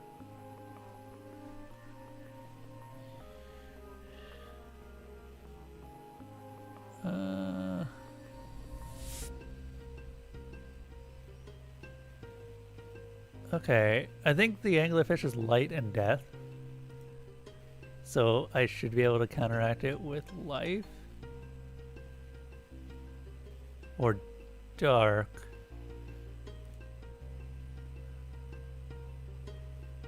There we go. The target's momentum is 30. I cut through the current of the web and reach my destination.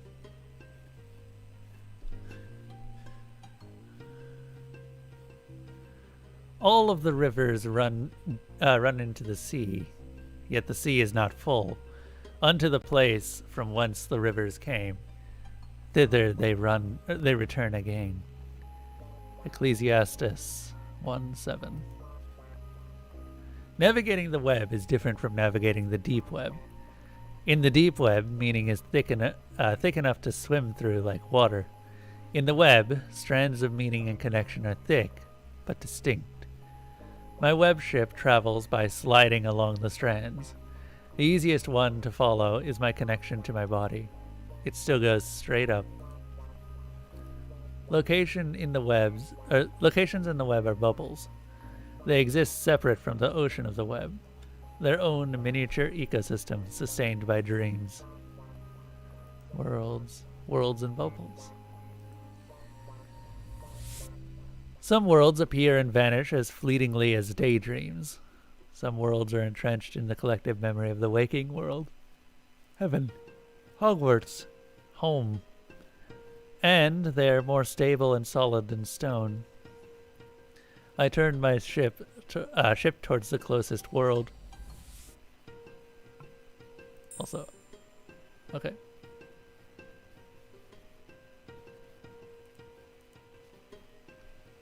Huh. Interesting. I want to check something now that we've been to the deep web. We're going to the Lost Souls diner. Can I seriously do nothing with this ghostly galleon?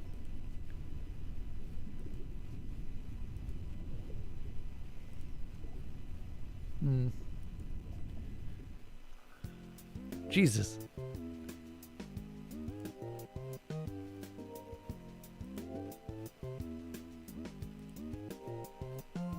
Oh, there's a book on the table. There's also a pretty little music box surrounded by delicate tools. Something in the music box glows in a familiar way. I reach out and touch the music box. I absorb the memory that's stuck inside of it. Hopefully it will work now, without my past gumming up the works.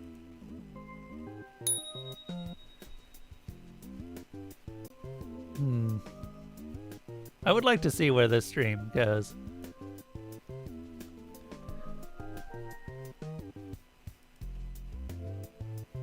There's a book.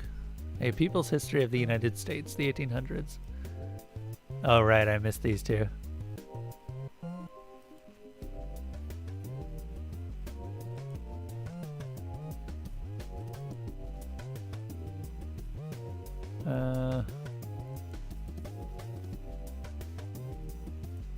Is there anything else that I can do in there?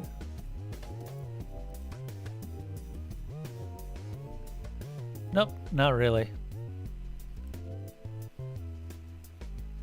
Talk to Cycle.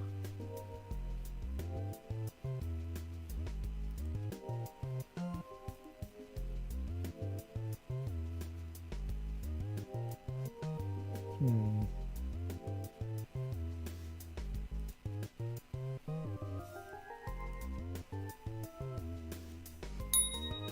I cast Dream, but instead of sending a dream, I look for someone, or look for one. The spell sifts through the mind of the sleeping man and finds pleasant images. Images from his youth, simple pleasures, sweet fruit. I add a new dream to my dream spell, eating mangoes. Neat.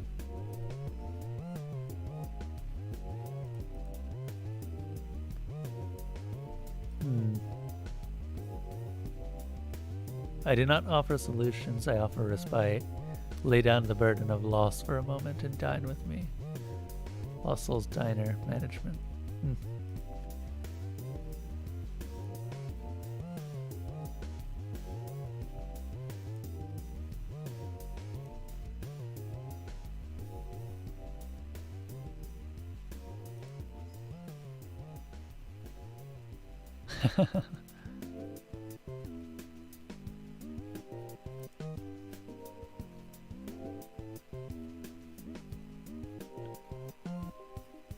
Huh. Just give me one of any matter or motive. If you wish, I'll give you a dish that suits it. That's a little game I play to pass the time. Pastries for matter, caffeine for motives. I've got a limit of 3 per customer, though. Don't want to run out. Here, have some light. I give Deb a mote of light. She serves me a lemon bar. Woo! I love health. Health is good. I keep very nearly running out of health.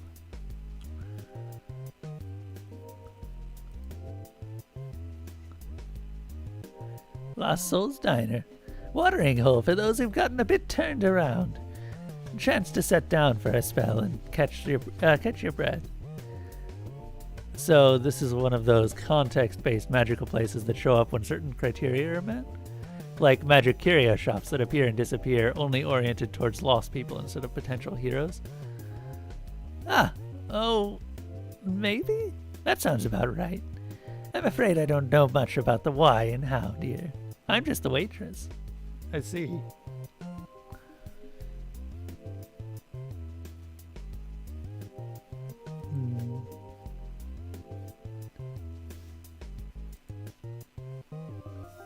Can I inspect the sleeping cat? I see a bright orange cat with short but curiously curly hair. He is curled up and fast asleep on the windowsill. I'm gonna cast a spell of Omni. Try another spell of Dream. I cast Dream, but instead of sending a dream, I look for one. But the cat is just catnapping, not dreaming anything in particular.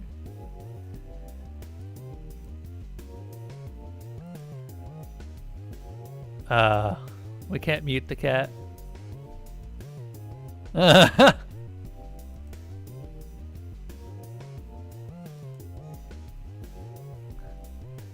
Inspect the sleeping cat. Pet the cat. I don't want to disturb the cat, he's sleeping. Unfortunately. Okay, now that I've kind of lost the opportunity, what is your method of getting the cat over to the kids?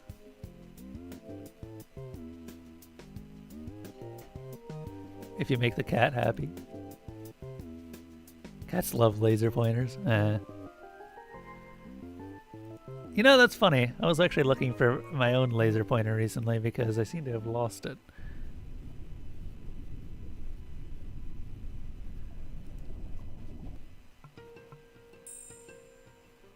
Alright, let's go back to the web.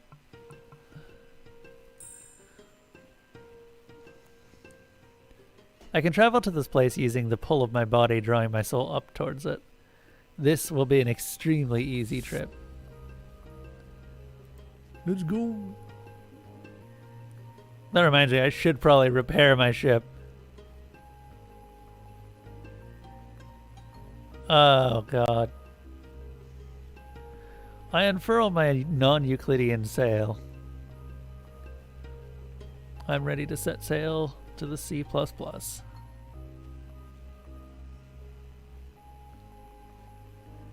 A sugar plum cloud? Oh, I'm just gonna use nothing. My ship is splattered with sticky purple goo. I gain 11 momentum. Whatever. It was still enough. I didn't want to waste a matter of motive on that. And Eminem. Hey, man. But did it actually cost me anything? I'm sliding up the thread of the web that is my relationship to my body. My momentum is good. I'm confident in my destination. Traffic alert. What? I brake hard to avoid ramming into the pop-up. I examine the pop-up. I try to nose past it. It blocks my path. It taps my windshield. It points me down towards the world below. I sigh and adjust the controls. I guess I'll have to land. I detach my web ship from the thread and drop towards the world below. I engage my short burst engines to slow my descent. There's a soft bump as I hit the edge of the bubble that surrounds the world. Then I'm through, and I can see where I am. Jesus! Warn a guy!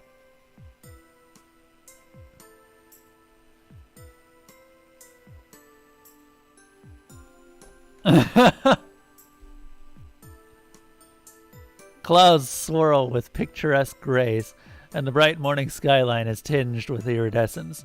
People with gossamer wings flit back and forth through the sky. Gilded castles and shimmering glades dot the landscape below. Fairyland. The pop-up is still hounding me. It herds my web ship towards an airship docking station. I comply. I don't want trouble. I dock in port 80, parking my web ship between a zeppelin and a dragon. The port is crowded.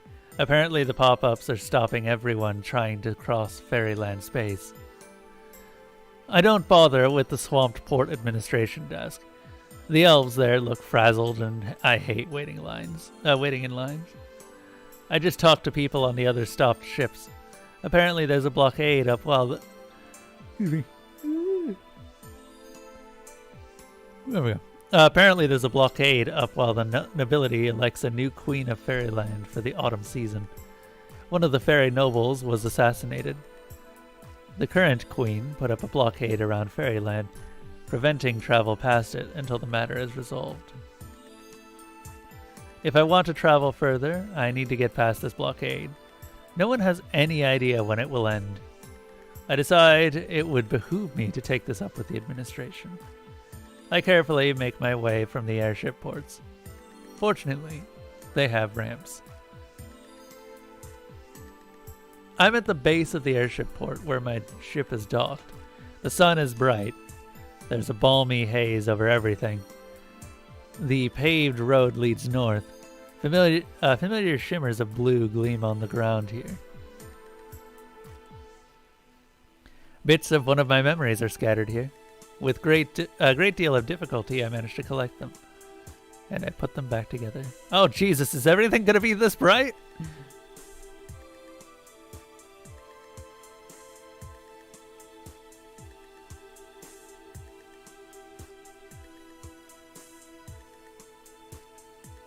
Let's see.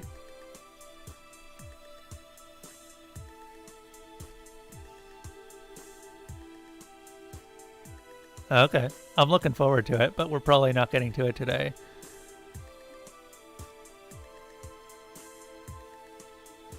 Because I think I'm probably going to wrap this up after this memory is completed. And I have a little bit more agency over where we're going.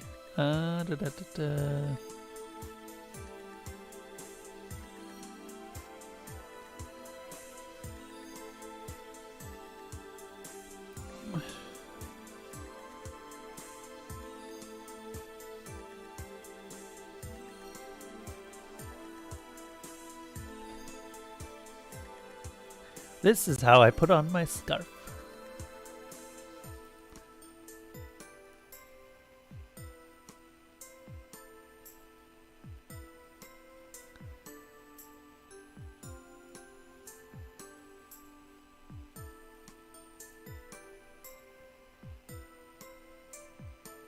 I don't know how to put on scarves. I've never had a scarf in my life.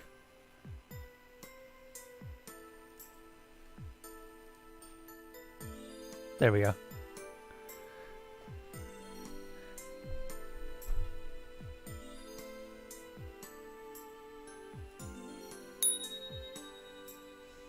Prehensile.8. That's... Textile kinesis. Her scarf was distinct. I didn't remember that she didn't care that much. Also, roll north instead of swim, now that we're in our wheelchair. Port of Ayo. I'm at the base of the airship port where my ship is docked. The sun is bright. There's a balmy haze over everything. The paved road leads north. Okay. I'm going to go ahead and save here. This seems like as good a place as... Oh, hey, everything's a bit changed. Neat. This seems like as good a place to save as any. Also very happy that I actually made this save because I already have a couple of things that I'd like to do better next time.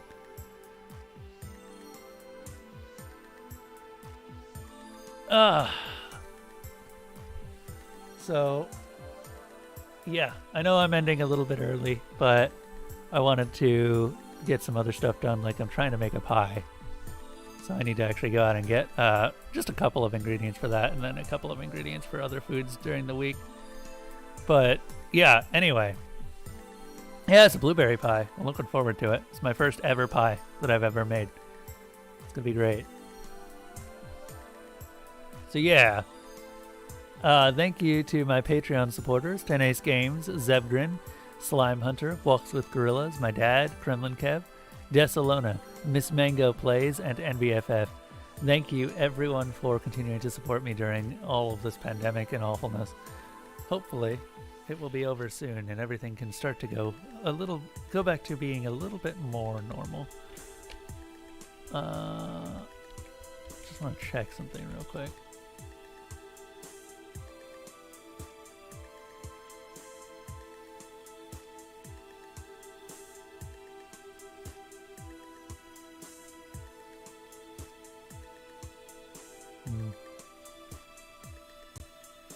Right, I forgot that happens.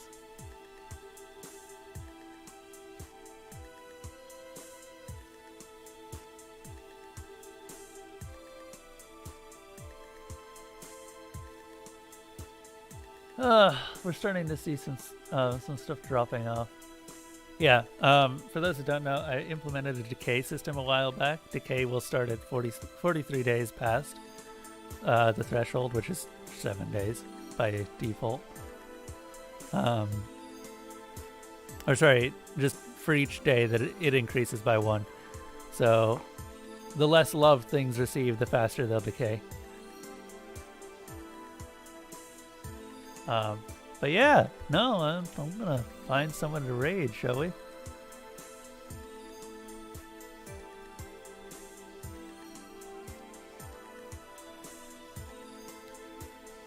Don't worry.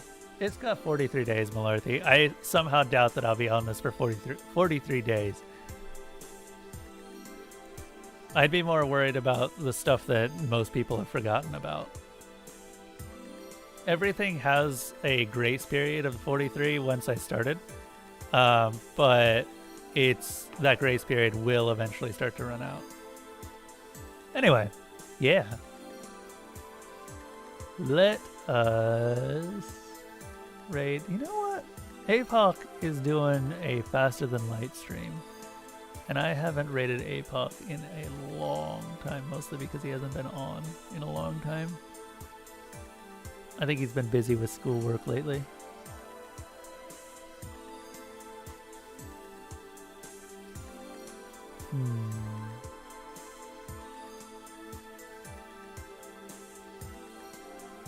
Okay. Alright. See you guys all later. Oh yeah, if you do want to support me, you can find my Patreon and most of my other information here.